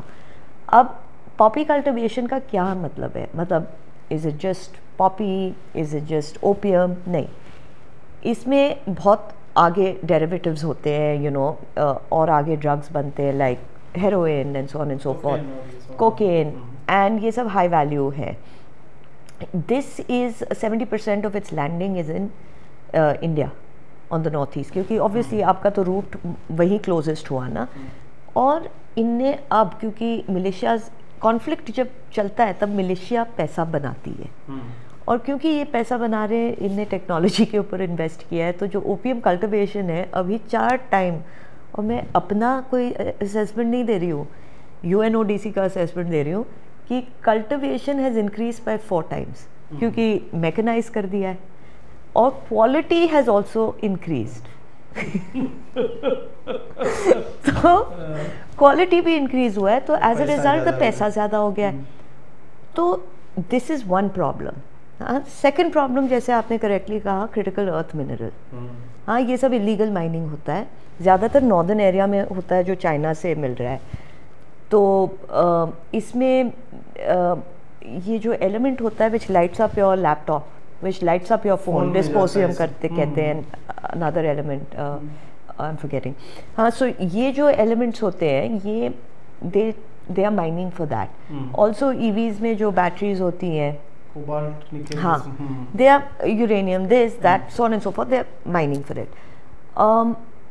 क्योंकि illegal mining है, वहाँ जो northern area है Myanmar का, वहाँ से माइग्रेशन बहुत हुई है, क्योंकि ये लीचिंग प्रोसेस होता है माइनिंग में, उसमें आपका पानी कंटामिनेटेड हो जाता है, आपकी ज़मीन कंटामिनेटेड हो जाती है, टू द एक्सटेंड कि जो एक एरिया जो सैटेलाइट से पता चला है जो इलीगली माइन हुआ है, that is the size of Singapore.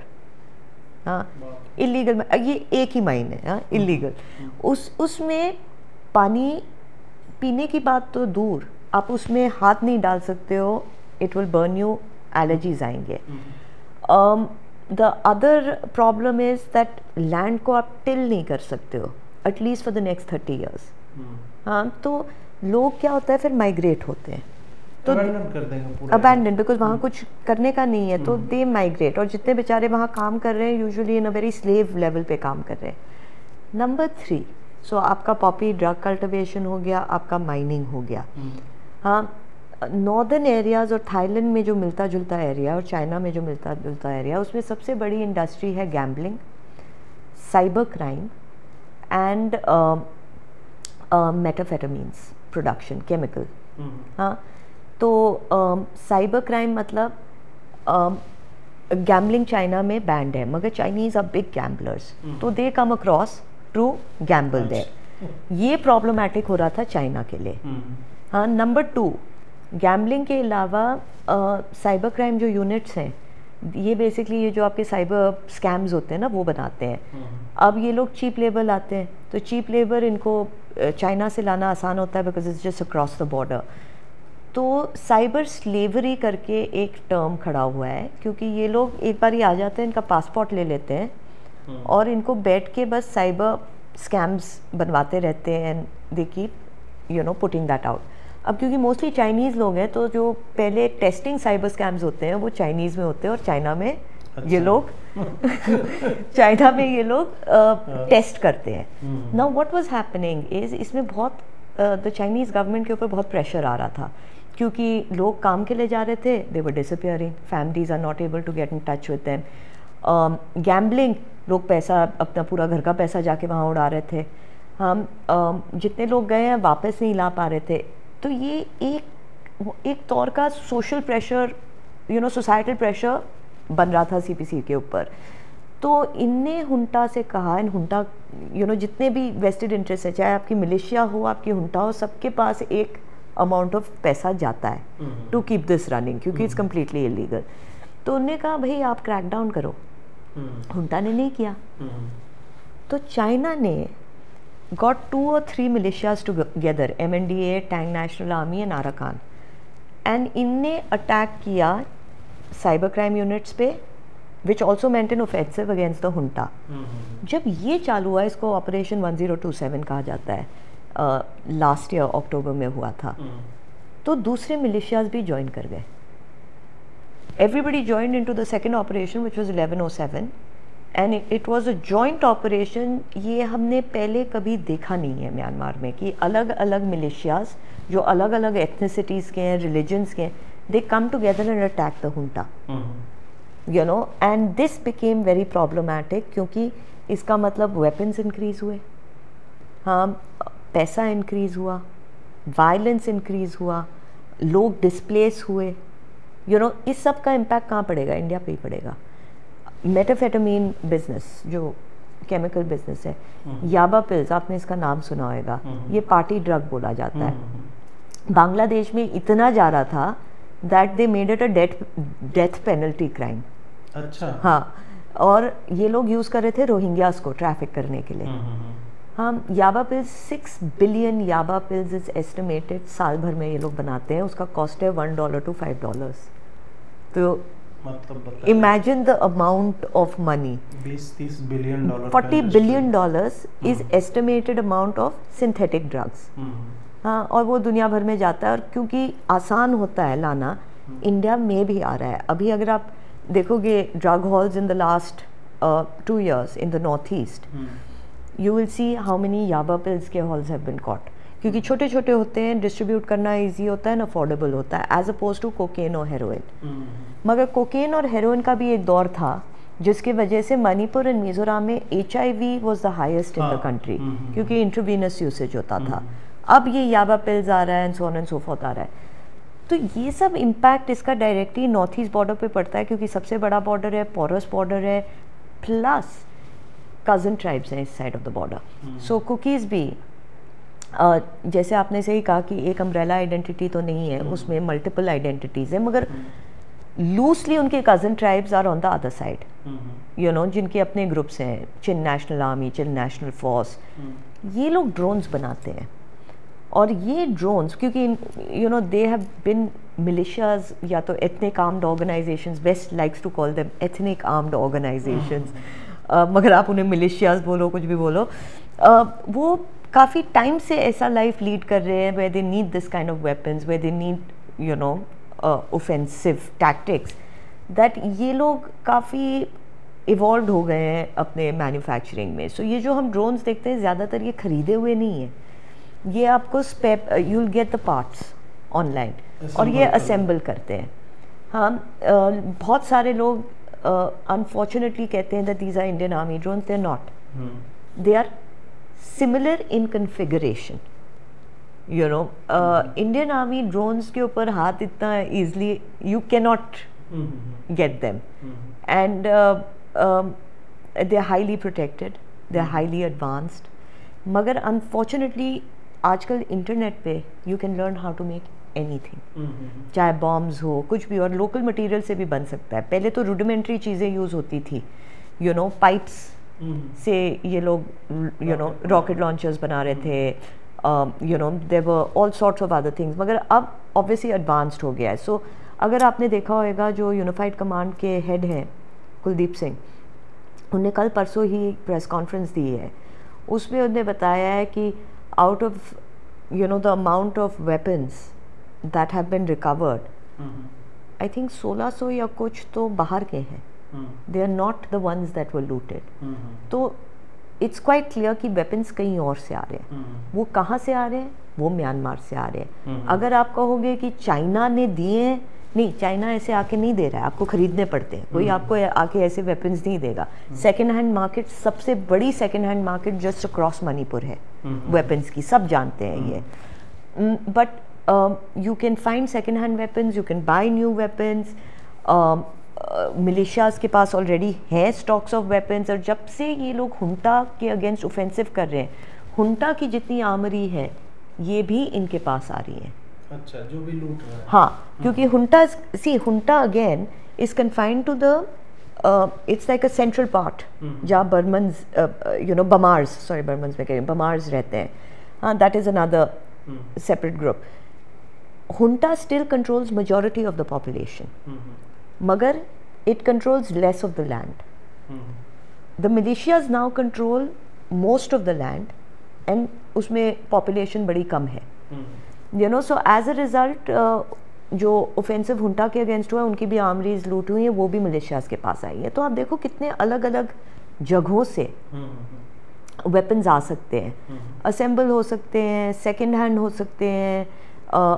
Militias are selling them while they are getting newer ones. And ये जो एरिया है गोल्डन ट्रायंगल जो लाओस, कंबोडिया, थाईलैंड के बीच में है, म्यांमार से भी मिलता है, this is known for not just drug trafficking but also weapons, arms. And आपका किसके साथ exchange होता है arms? You need the drug money to buy arms. So that is why ये दोनों चीज़ें hand in hand जा रही हैं. और इसका impact इंडिया के ऊपर ऐसे पड़ रहा है कि insurgents आ रहे हैं, काफ़ी insurgents इसलिए आ रहे हैं क्योंकि उनको लगता है, उनको बुलाया जा रहा है. Let's be clear, you know, कि देखो हमारे ऊपर अटैक हो रहा है and you know we are of the same ethnicity, we are of the same tribe or common tribe, तो उनके डिफेंस में आ रहे हैं. नंबर 2, एक तो एथनिसिटी, ट्राइबल अफिनिटी हो गया. रिलीजन, इस साइड भी you have a Christian population, that side also you have a Christian population. So आपका चिन एरिया जो है ये कम्प्लीटली कन्वर्टेड है. मिशनरीज ने वहाँ जितना काम किया है कम ही जगहों में किया है, यू नो, क्योंकि डिफ़िकल्ट टेरेन था. तो that religion also forms an umbrella, you know. उसके ऊपर मनी, यू नो, जहाँ आपका ऐसा कंट्रोल हो, जैसे हमने मणिपुर में देखा है कि पॉपी कल्टिवेशन मैंने खुद देखे हैं, हिल एरियाज में जलाए गए हैं. हाँ, अभी भी तो एन बीरेन सिंह ने कहा था जब पिछले साल हो रहा था तो उसके 2-3 महीने बाद इतना 20,000 एकड़ या इसी टाइप का कुछ था. Correct, something like that. उसमें पॉपी कल्टिवेशन भी हो रहा था. फिर रिफाइनिंग के लिए वापस म्यांमार जाता है. हाँ, the refining units are there. मगर साथ ही साथ illegal 996 illegal villages forest land के ऊपर भी पाए गए थे जो सेटल थे. ये जाता है 2017 को MHA की मीटिंग हुई थी त्रिपुरा में, जिसमें नॉर्थ ईस्ट के सब CMs को बुलाया गया था और ये कहा गया था कि we need to solidly go after the drug nexus. तो ये एक मैंडेट दिया गया था। तो ये 2017 से चालू है। तो ऐसा भी हो सकता है कि this has ruffled a lot of feathers. हमको तो कॉन्फ्लिक्ट के टाइम से ही हमको पता चला कि ये फॉल्ट लाइंस हैं, मगर ये क्योंकि 2017 से ये क्रैकडाउन चल रहा है, ऐसा भी हो सकता है कि बहुत सारा डिसरप्शन हुआ है ट्रैफिकिंग रूट्स को, ड्रग लॉर्ड्स को, and therefore it's culminated into this. ये चीज़ मैं क्लियर करना चाहूँगी कि ऐसा नहीं है कि all Kukis are involved, just the way all Meiteis are not involved. हर ग्रुप में एक फैक्शन ज़रूर है जो मिलिटेंट फैक्शन है और जो this sort of law and order issues और क्राइम में इंडल्ज करता है।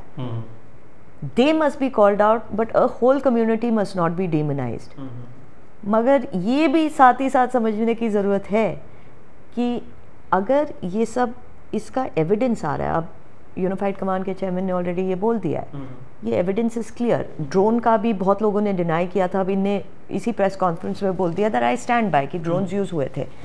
तो सोसाइटी, जो आपके सोसाइटी मेंबर्स है, उनको उनके पास इतनी फ्रीडम ऑफ स्पीच होनी चाहिए ताकि उठ के कंडेम कर पाए।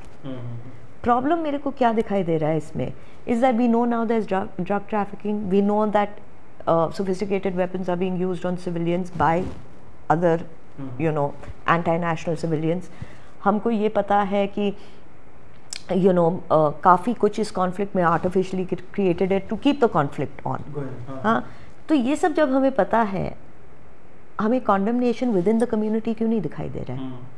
एक कम्युनिटी दूसरे कम्युनिटी को अटैक कर रही है, मगर वही कम्युनिटी उठ के ये नहीं कह रही है कि if our people are indulging in this crime, then we take a stand against it। क्योंकि I'll tell you something, आप है ना कॉन्फ्लिक्ट, ऐसी कॉन्फ्लिक्ट्स को नहीं सॉल्व कर सकते हो only by military force. Civilians have to be on board. वही मैं थोड़ा सा पूछना चाह रहा था कि हम सबको लगता है कि यार आर्मी फिर किस दिन के लिए है, असम राइफल्स को भेज दो, हमारा जो है एयरफोर्स कुछ क्यों नहीं कर सकती। और जब भी मैं अपने दर्शकों से बात करता हूँ, जितना भी मेरे ज्ञान का सीमित दायरा है, तो मैं यही समझाता हूँ कि आवश्यक नहीं है कि चूँकि हर दिन कुछ प्रेस कॉन्फ्रेंस नहीं हो रहा है, कोई बता नहीं रहा है, तो मतलब कुछ हो ही नहीं रहा है। बैकग्राउंड में बहुत सारी चीज़ें चलती हैं और जितनी बातें आपने बताई समझाई, सोशल अलग लेयर होता है, पॉलिटिकल अलग है, फिर उनके ट्राइबल ग्रुप्स में इंट्रा जो है ग्रुप, उस तरह की भी सिचुएशंस होती हैं और इतनी कॉम्प्लेक्सिटीज़ हैं। इसीलिए मुझे भी लगता है कि यही एक कारण हो सकता है कि गवर्नमेंट उस तरह से ऑन द ऑफेंसिव नहीं है जिस तरह से जनता जो है उनसे एक्सपेक्ट कर रही है। एब्सोल्युटली। और पेजर ब्लास्ट भी हम लोग नहीं कर सकते, वो टेक्नोलॉजी भी नहीं आई है। हम आइडेंटिफाई भी नहीं कर पा रहे हैं ना अभी, who has joined the militia, who hasn't, कौन इंसर्जेंट है, कौन एंटी नेशनल है, नहीं है। देखिए त्रिपुरा में ऐसा एक केस स्टडी था जिसमें उस टाइम पे ना इंसर्जेंसी बहुत होती थी और आपको जैसे पता है बांग्लादेश में इन सबके बेस होते थे, तो ट्रेनिंग इनकी ISI बांग्लादेश में करती थी और क्रिश्चियन इंसर्जेंट्स थे NLFT करके, और ये लोग आते थे त्रिपुरा में। एवेंचुअली जो बॉर्डर में जो ट्राइबल कम्युनिटीज़ थी, they got fed up, and ये होते गया ओवर ईयर्स। पूरा त्रिपुरा एक कांस्टेंट स्टेट ऑफ डिसरप्शन में रहता था। Eventually they said we've had it, आपको आना है, उड़ के आओ कि कैसे करके आओ, आप हमारे गाँव के थ्रू तो नहीं आ पाओगे। तो उनने उनके बच्चे किडनैप कर लिए थे, तो उनने कहा लेके जाओ, we'll have more, मगर we will not give you right of way, we will not give you shelter। कोई भी इंसर्जेंट कहीं भी नहीं रह सकता है until unless on ground कुछ सपोर्ट हो या उसका कुछ सेफ हेवन हो या आइडेंटिफाइड लोग हों जो उसको प्रोटेक्ट करते हैं या उसको उसके आइडियोलॉजिकल लीनिंग्स के साथ सपोर्ट करते हैं। तो त्रिपुरा में one of the main reasons of breaking the back of insurgency was कि जो बॉर्डर में जो कम्युनिटीज़ थी उनने अपने इंटरनली उनके भीतर से उनने कहा कि नो नथिंग, आपको मारना है हमें, आप हमें मार दो, मगर ये हम कंटिन्यू नहीं होने देंगे। That is how the security forces were assisted. And obviously the security forces also did their job. अब आप मणिपुर में आओ, मणिपुर में भी सेम चीज़, ये मल्टीकल्चरल सोसाइटी होती थी। मोरे जो बॉर्डर है म्यांमार और इंडिया का, it use to be a multicultural society. वहाँ नागाज भी रहते थे, तमिल्स भी रहते थे, बिजनेस कम्युनिटीज़ भी थी वहाँ, क्योंकि ऑब्वियसली ट्रेड का एक बहुत बड़ा हब है वो। And that was suppose to be a gateway to a act east policy as well. मगर नागा कुकी वॉर भी हुआ था। नागा कुकी वॉर में वहाँ से नागा सब निकल गए, वो कभी वापस रीसेटल नहीं हुए। ये कॉन्फ्लिक्ट में जितने बची कुची कम्युनिटीज़ थी, काफ़ी कई हैं वहाँ जो अभी भी रह रहे हैं, पर मेजॉरिटी डिस्प्लेस हो चुकी हैं या डर के मारे भाग चुकी हैं। मेरा जो सोचना है कि बॉर्डर एरियाज़ में मल्टीकल्चरल कम्युनिटीज़ होना बहुत ज़रूरी है, ताकि एक कम्युनिटी पे कोई एडवांटेज ना ले पाए। हमारे लिए they become our protectors, and if it's multicultural आपको हर तरीके के एक आइडियोलॉजिकल बेस मिलेगा instead of a homogeneous ideological base, जो अब हो चुका है, which is not very good.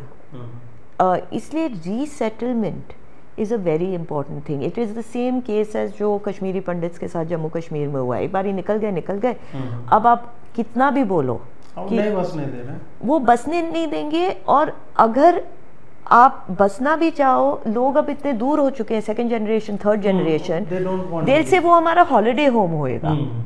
You know, it will never be the primary home, which is a very sad thing. You know, क्योंकि जैसे मणिपुर में भी कल्चरली इतना स्ट्रॉन्ग स्टेट है वो, चाहे नागाज हो, कुकीज़ हो या मैतीज़ हो, दैट किसी का भी डिस्प्लेस होना is a complete uprooting them from their culture. तो यहाँ भी इस कॉन्फ्लिक्ट में भी अभी हम उस पोजीशन में नहीं पहुँचे हैं जहाँ हम रीसेटल कर पाए। मगर जो पहले नागा कुकी वॉर हुआ था, उसमें भी हम अभी तक किसी को नहीं रीसेटल कर पाए हैं। अच्छा, उस वक्त भी जो हुआ था वो वापस नहीं गए हैं। अच्छा। तो नागाज काफ़ी थे मोरे में, वो निकल गए और वो कभी वापस वहाँ सेटल नहीं हुए। तो ये एक प्रॉब्लमैटिक सिचुएशन हो जाती है जब कम्युनिटीज़ ऑन ग्राउंड नहीं समझती है that nation is above community, ethnicity, race, religion. Your nation is above that. इसलिए आप सुनेंगे लोग कहते हुए मणिपुर में कि we will never change, we will never compromise on our territorial integrity. क्योंकि it's not just the territorial integrity of Manipur, मगर the territorial integrity of India.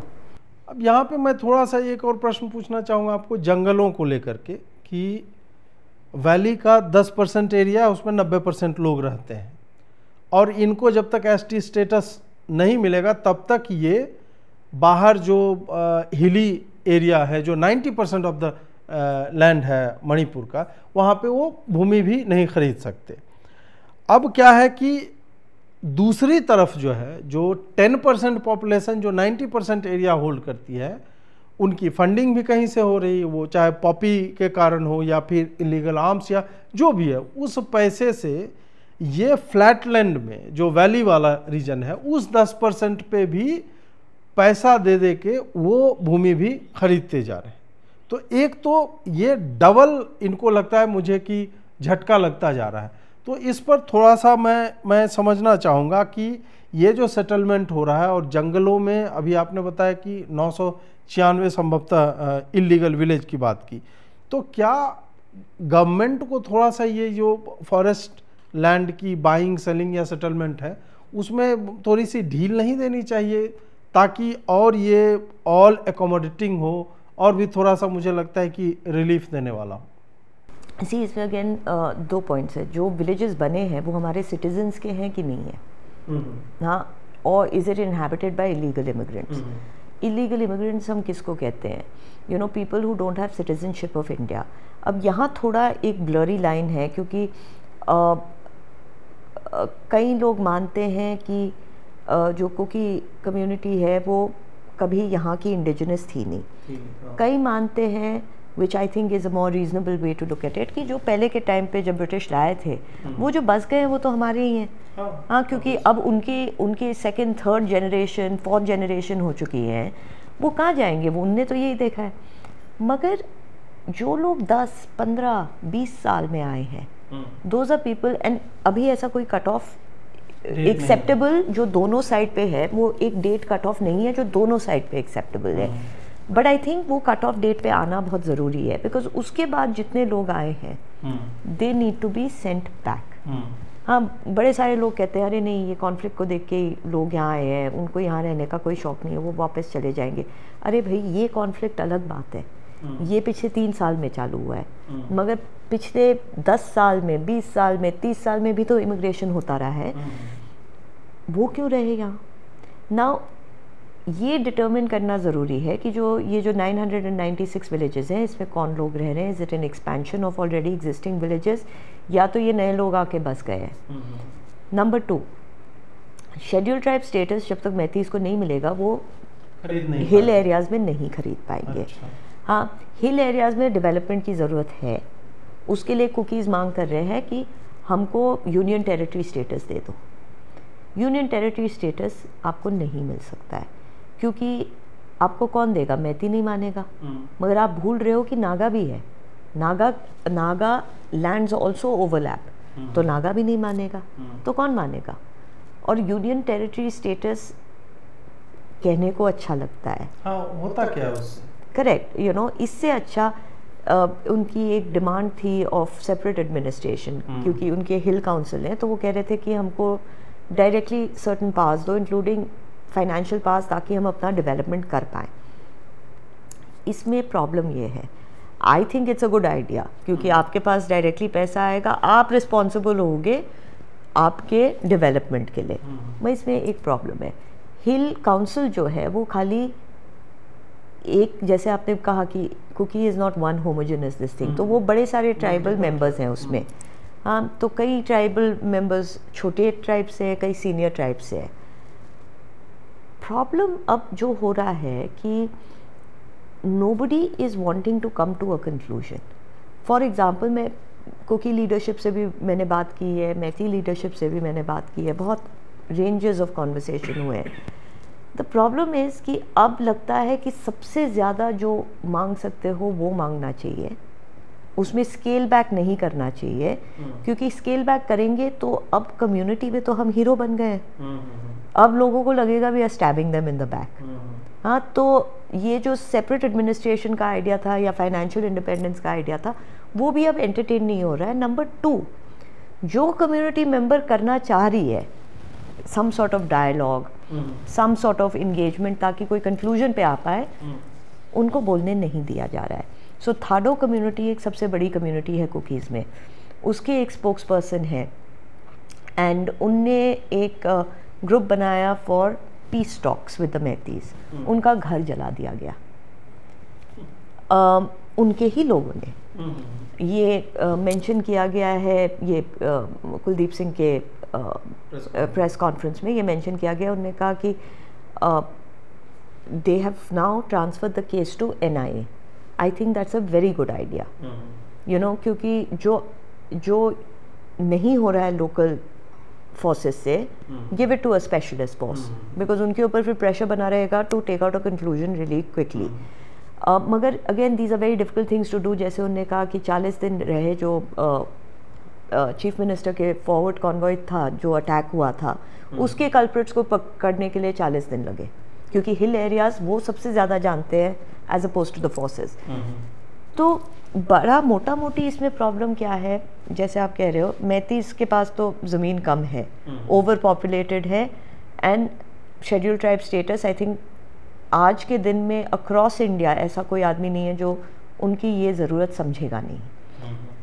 Cookies have the hill areas, उनका ग्रीवेंस है कि हमें development नहीं मिल रहा है, मगर डेडलॉक अब जहाँ आया है कि अगर आप फाइनेंशियल इंडिपेंडेंस की भी बात करो, वो भी रिजेक्ट हो रहा है। यूनियन टेरिटरी स्टेटस ही चाहिए, मगर आप ऐसी चीज़ें नहीं डिमांड कर सकते हो जिसमें कॉन्फ्लिक्ट बढ़ने की सिचुएशन ज़्यादा हो। बढ़ने क्या, फिर नागालैंड भी इन्वॉल्व हो जाएगा उसमें, फिर ये तो रिपल इफेक्ट होएगा ना। हाँ। हर से कौन नहीं मांगेगा फिर ऑटोनॉमी? कौन नहीं मांगेगा? और ऑटोनॉमी में हमको कैसे पता? अगर किसी को ये आर्ग्यू करना है तो ये भी पॉइंट उठ सकता है कि आपको कैसे पता कि बड़ा ट्राइब छोटे ट्राइब की मांगे नहीं हो जाएगा कि सारी सड़कें स्कूल हम लेंगे, तुम्हारे यहाँ कुछ नहीं, वहाँ भी एक डिस्क्रिपेंसी हो जाएगी, डिस्क्रिमिनेशन हो जाएगा। रिप्रेजेंटेशन सब ट्राइब का है कि नहीं है वो भी नहीं, you no that's also not possible, because कितने छोटे ट्राइब्स हैं, सब ट्राइब्स हैं, सबका रिप्रेजेंटेशन होएगा क्या? अगर होएगा तो कैसे होएगा? अगर है तो इतना डिसकंटेंट ऑलरेडी क्यों है? ये सब क्वेश्चंस आती हैं। हाँ, ये तो एक कॉम्प्लेक्स टेरेन है ही। मणिपुर की बात करें, अब यदि मैं बिहार की बात करूँ, सिमिलर इशू है, वहाँ मिथिला है, मगध है और भोजपुर रीजन है। अब इसमें क्या है कि मिथिला माता सीता की जन्मस्थली है और वो जो है सबसे अधिक, यदि बिहार के तीनों क्षेत्रों में सबसे अधिक विकास के मामले में सबसे पिछड़ा वर्ग है, वहाँ पे उस तरह। तो उसी तरह से मुझे लगता है ये जो आप ट्राइबल लीडर्स की बात कर रहे हैं, जो हिल काउंसिल्स हैं, उनको यदि पैसा दे दिया जाएगा, तो सबकी टोपी है अपनी कि मेरी टोपी बड़ी है, तो डिस्प्रोपोर्शनेट डेवलपमेंट या फंड्स अलॉटमेंट की भी बात हो सकती है कि जिसका अधिक मतलब पावर है या जो बड़े ट्राइबल ग्रुप का है, वहाँ हो सकता है डेवलपमेंट ज़्यादा होगा और जो छोटे हैं वहाँ पे हो ही नहीं। तो ये भी एक मतलब है कि पाई का कौन सा हिस्सा कौन लेगा, कितना बड़ा हिस्सा कौन लेगा, ये भी एक इशू है। मगर इशू ये भी है जी कि जो ऑटोनॉमस काउंसिल्स होते हैं, इतना पैसा जाता है दैट कहीं ना कहीं, मैं नहीं कह रही हूँ अभी हुआ है, या आई am not taking an example of any other council, क्योंकि काफ़ी काउंसिल्स अच्छे भी चले हैं, मगर ऐसा भी है दैट कहीं ना कहीं ग्रीड इन्वॉल्व, करप्शन है, हाँ, यू नो। सो ये सब सोचते हुए समझते हुए डिमांड करना चाहिए, एंड गवर्नमेंट को ये सब सोचते हुए समझते हुए डिमांड फुलफिल करनी चाहिए कि नहीं करनी चाहिए, उसके ऊपर सोचना चाहिए।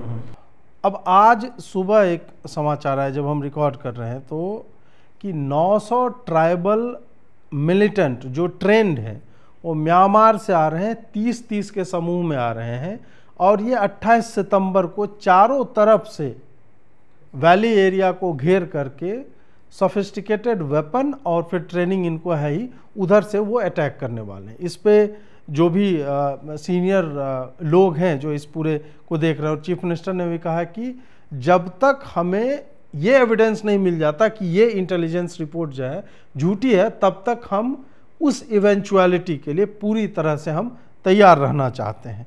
थोड़ा सा मैं इस पर आपकी प्रतिक्रिया चाहूँगा। 900 लोग आ रहे हैं, ये मैंने भी सुना। It's a very very serious thing, क्योंकि ये 900 लोग जो अगर म्यांमार से आ रहे हैं, इसका मतलब ये हेविली आर्म्ड है और ट्रेंड है।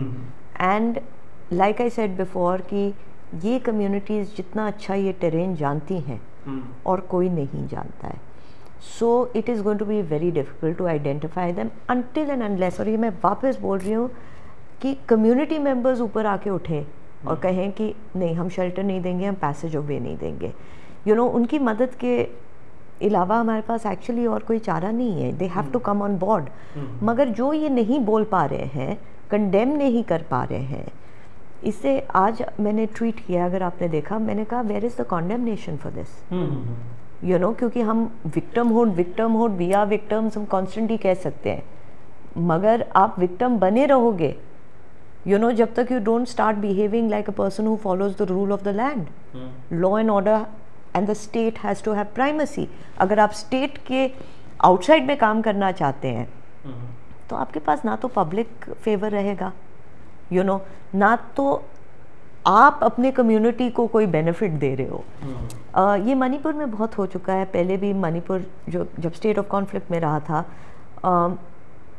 मैं जाती थी वहाँ और मेरे को एक एज ग्रुप नहीं दिखाई देती थी, क्योंकि क्या करें बेचारे वहाँ, स्कूल अगर जो कंप्लीट हो गया है, जो बेचारे पेरेंट्स माँ बाप अफोर्ड कर पाते थे वो उनको बाहर भेज देते थे और कहते थे वहीं रहो, वहीं नौकरी करो, it's safer for you.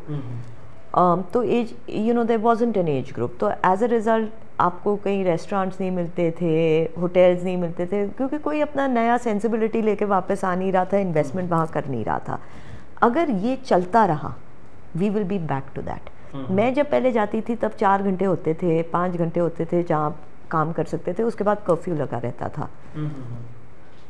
Post this dispensation coming in, you know, लोग इस डिस्पेंसेशन के अगेंस्ट क्रिटिकल हो सकते हैं. मेरा एक ही नज़रिया है which is north east development.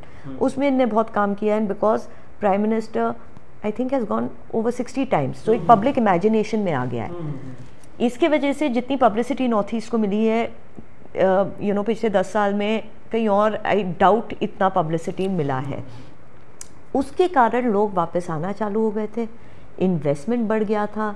You could see the difference. Restaurants थे, होटल्स थे, नाइट लाइफ, गाड़ियाँ यू कुड सी. पहले लोग है ना अपना घर नहीं पेंट करवाते थे क्योंकि एक एक्सटॉर्शन, बिहार वाला मॉडल, हाँ हमारे तरफ भी एग्जैक्टली सेम मॉडल है. हाँ, तो वो एक्सटॉर्शन वो आ जाता था. अब now you could see nice houses coming up, buildings. ये वापस हम अपने आप को है ना 15 साल पीछे ले गए हैं इस कॉन्फ्लिक्ट के साथ. और मैं तो एक्चुअली कहूँ कि लोगों को कॉन्फ्लिक्ट लंबा लग रहा है जो है, because we lost a lot of lives. मगर 1 साल के अंदर रेट ऑफ इंसिडेंट्स कम हुए. रेट ऑफ इंसिडेंट्स कम होना is a very big indicator that things are normalising. मगर जब से ड्रोन अटैक हुआ है, वापस ये मीडिया पब्लिसिटी में आ गया. और ड्रोन बड़ा फैंसी साउंड करता है. लोग भूल गए कि है तो फैंसी, मगर लोग भूल गए कि वो पठानकोट में भी drones were used, those were Chinese ones.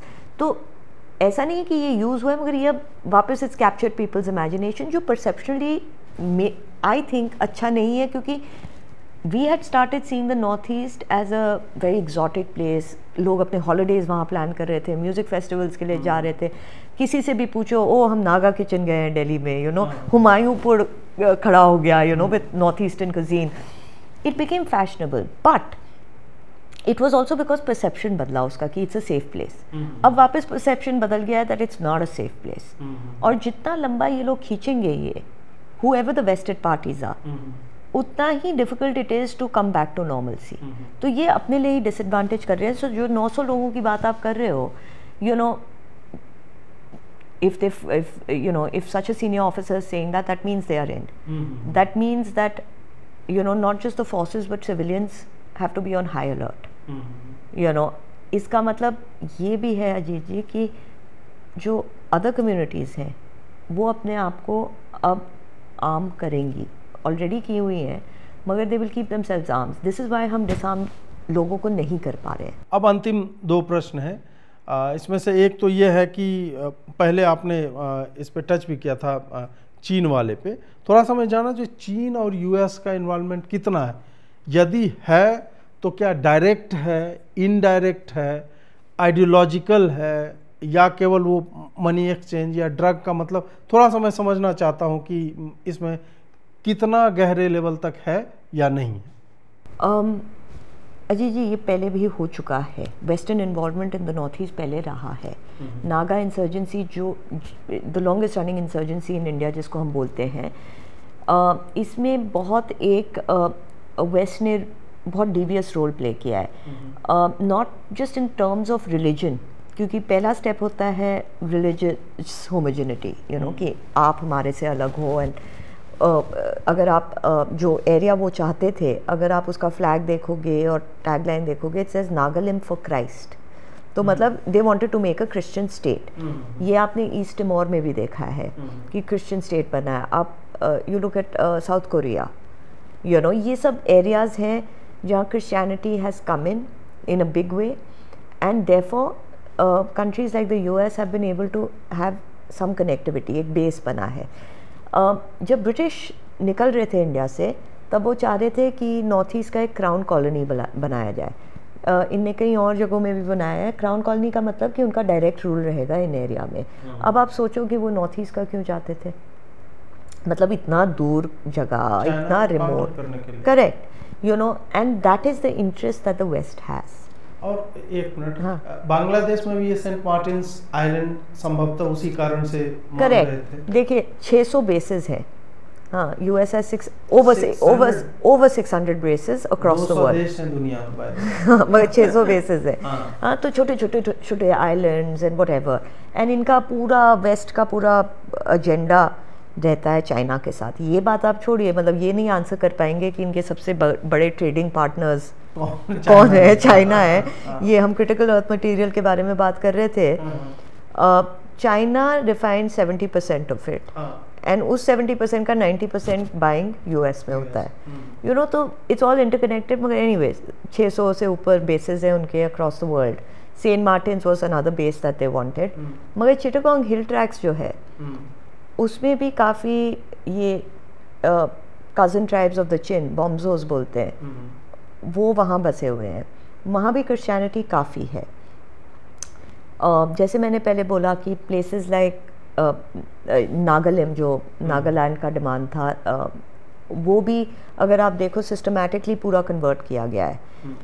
तो अगर and if you look at even काफ़ी रिपोर्ट्स ऐसे हैं जो कहते हैं CIA used to operate in these areas. ये सब इफ़ यू पुट टुगेदर एकदम आपको सरप्राइजिंग नहीं लगेगा कि US इन्वॉल्वमेंट है या वेस्टर्न इन्वॉल्वमेंट है। मगर अगर आप कहोगे डायरेक्ट इन्वॉल्वमेंट है कि US के लोग वहाँ बैठे हुए हैं, you know they are doing this, नहीं, वो नहीं आप कह पाओगे। मगर डिज़ाइंस हैं, हाँ बिल्कुल हैं।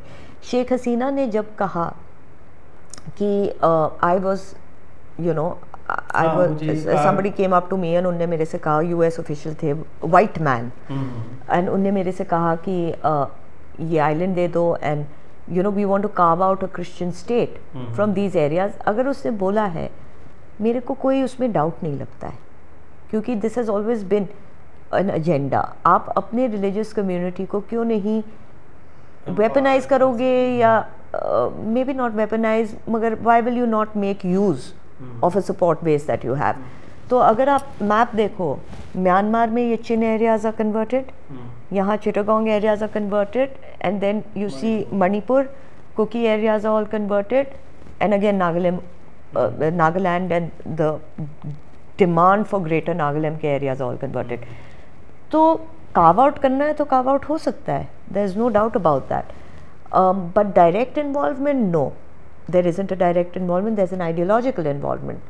However, right at the beginning of the conflict, Kuki communities ने and काफ़ी सारे ऐसे groups हैं, नामटा वगैरह,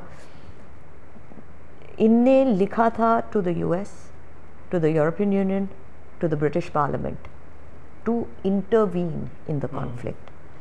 मेरा question ये है कि आप international governments को क्यों बोल रहे हो to be involve, until unless आपका कुछ रिलेशनशिप है उनके साथ, वो क्यों कमेंट कर रहे हैं। और मैंने यूरोपियन यूनियन में जो डेलीगेशन ने कमेंट किया था, जो कमेटी ने कमेंट किया था इसके ऊपर, और कहा था the Christians are in danger, उनने रिलीजियस एंगल दे दिया था इसको।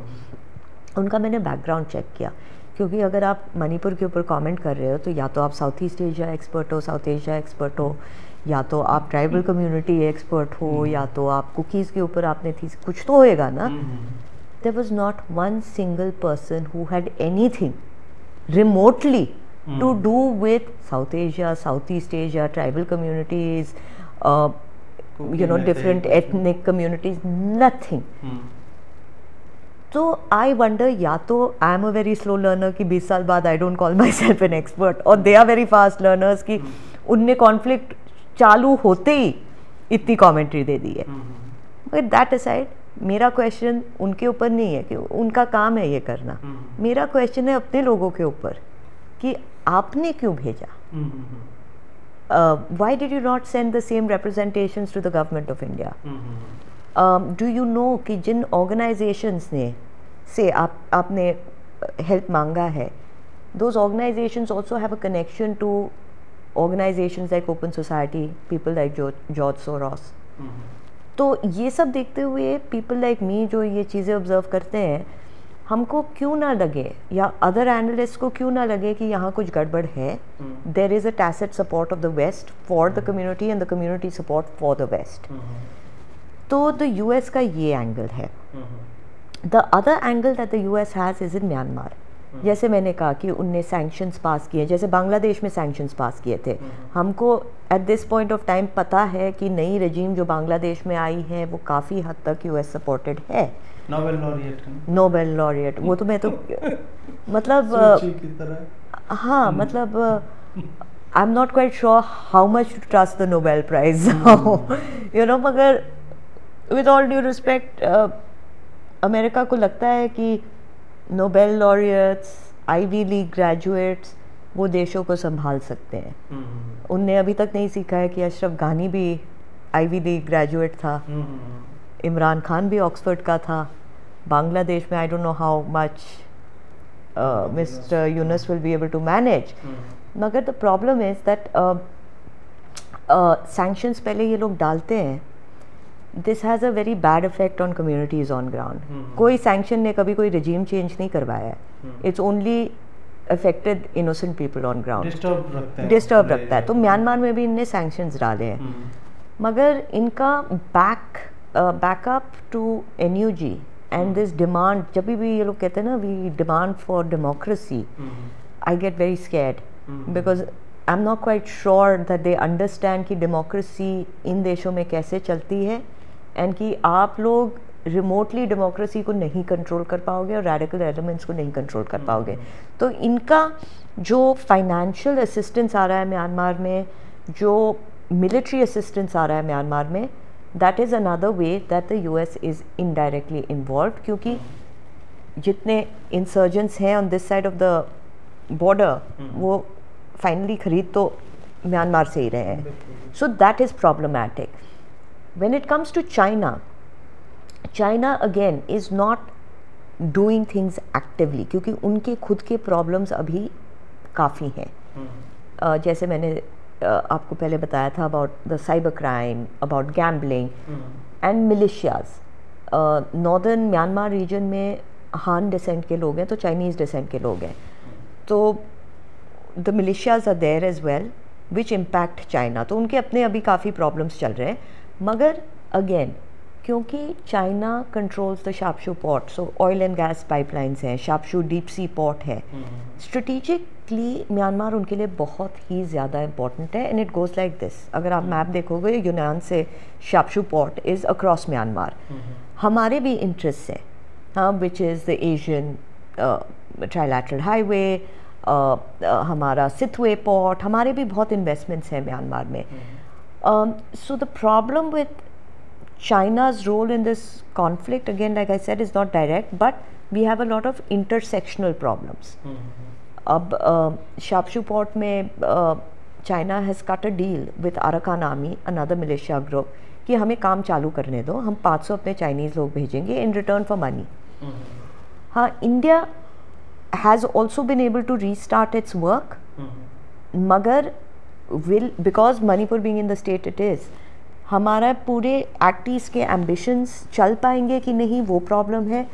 Will we be able to restart it fully is a problem, but also China gaining more hold in Myanmar is something we should be concerned about. मैं नहीं कह रही हूँ कि अभी उनका होल्ड है, अभी उनका होल्ड नहीं है, क्योंकि अभी जो हुंटा के लीडर हैं senior general Hlaing, he and China don't get along.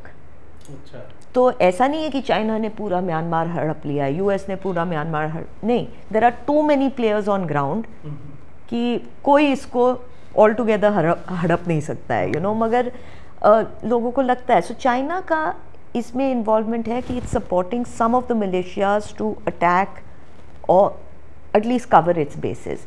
उसके वजह से अगेन पैसा आता है, मिलिशियाज को वेपन्स आता है, and this is being bought by insurgents who want to have a role to play in the northeast. So indirect role है, direct role we have no evidence to say that they are actually coming and giving them the weapons.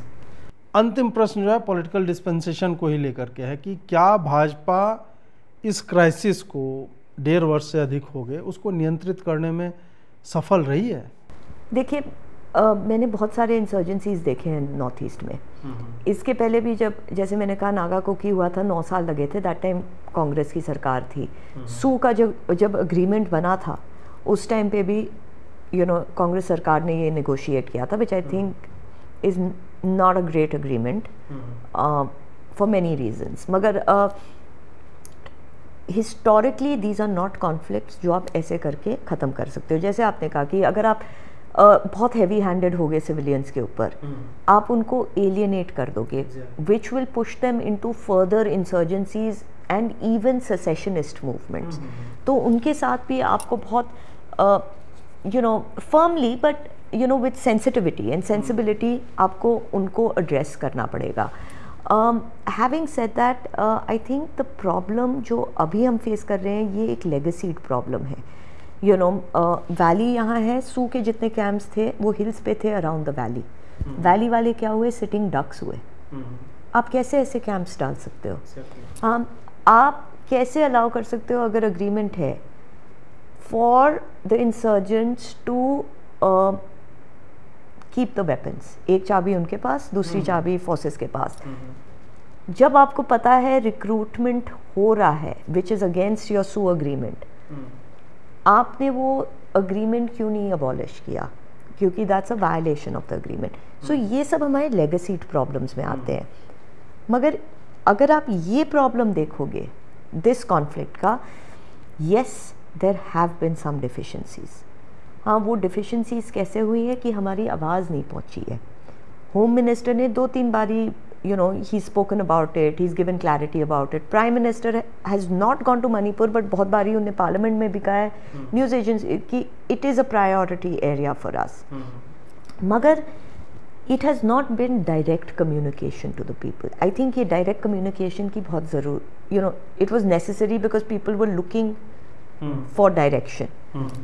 मगर the other problem again is कि आप you have a huge amount of deployment of security forces on ground. हाँ, मगर अगर आप नहीं समझोगे terrain तो सिक्योरिटी फोर्सेस भी कुछ नहीं कर सकते हैं. You know, so that has slowed it down. But like I said, it was record time में the incident rate came down. This was record time compare to all the other conflicts that have happened. Drone attack होना चाहिए था, नहीं होना चाहिए था. मगर again sporadic attacks होते रहेंगे क्योंकि ऐसे वेस्टेड इंटरेस्ट हैं जो चाहते हैं कि ये चलता रहे. या तो they are making money on it, या तो इनका एक पॉलिटिकल एजेंडा है कि सेपरेट स्टेट मिल जाए या कुछ सेपरेट आइडेंटिटी मिल जाए. तो ये स्पोरेडिक अटैक रोकना बहुत मुश्किल है.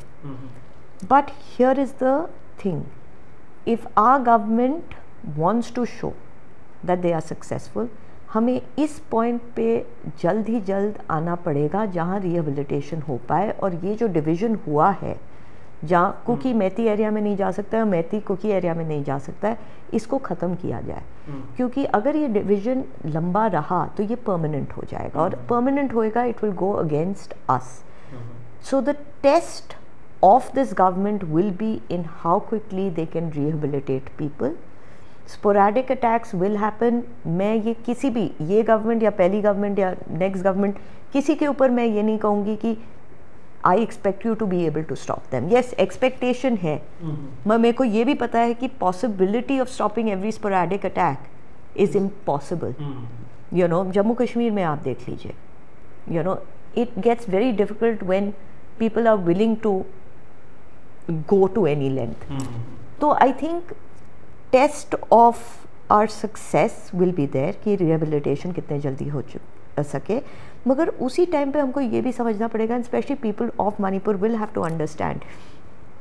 मैंने बहुत एंड कांग्रेस के भी जो अभी 2 MP वहाँ से आए, मैंने बहुत उनके स्पीचेस क्लोजली देखे. And you know, of course they are all gentleman and I have nothing against them. But जैसे ही आप ये नैरेटिव चालू करोगे ना कि अच्छा, does India not think we are one of them, आप हमें अलग समझते हो, ये आप क्यों कर रहे हो? ये आप कर रहे हो लोगों को इंसाइट करने के लिए.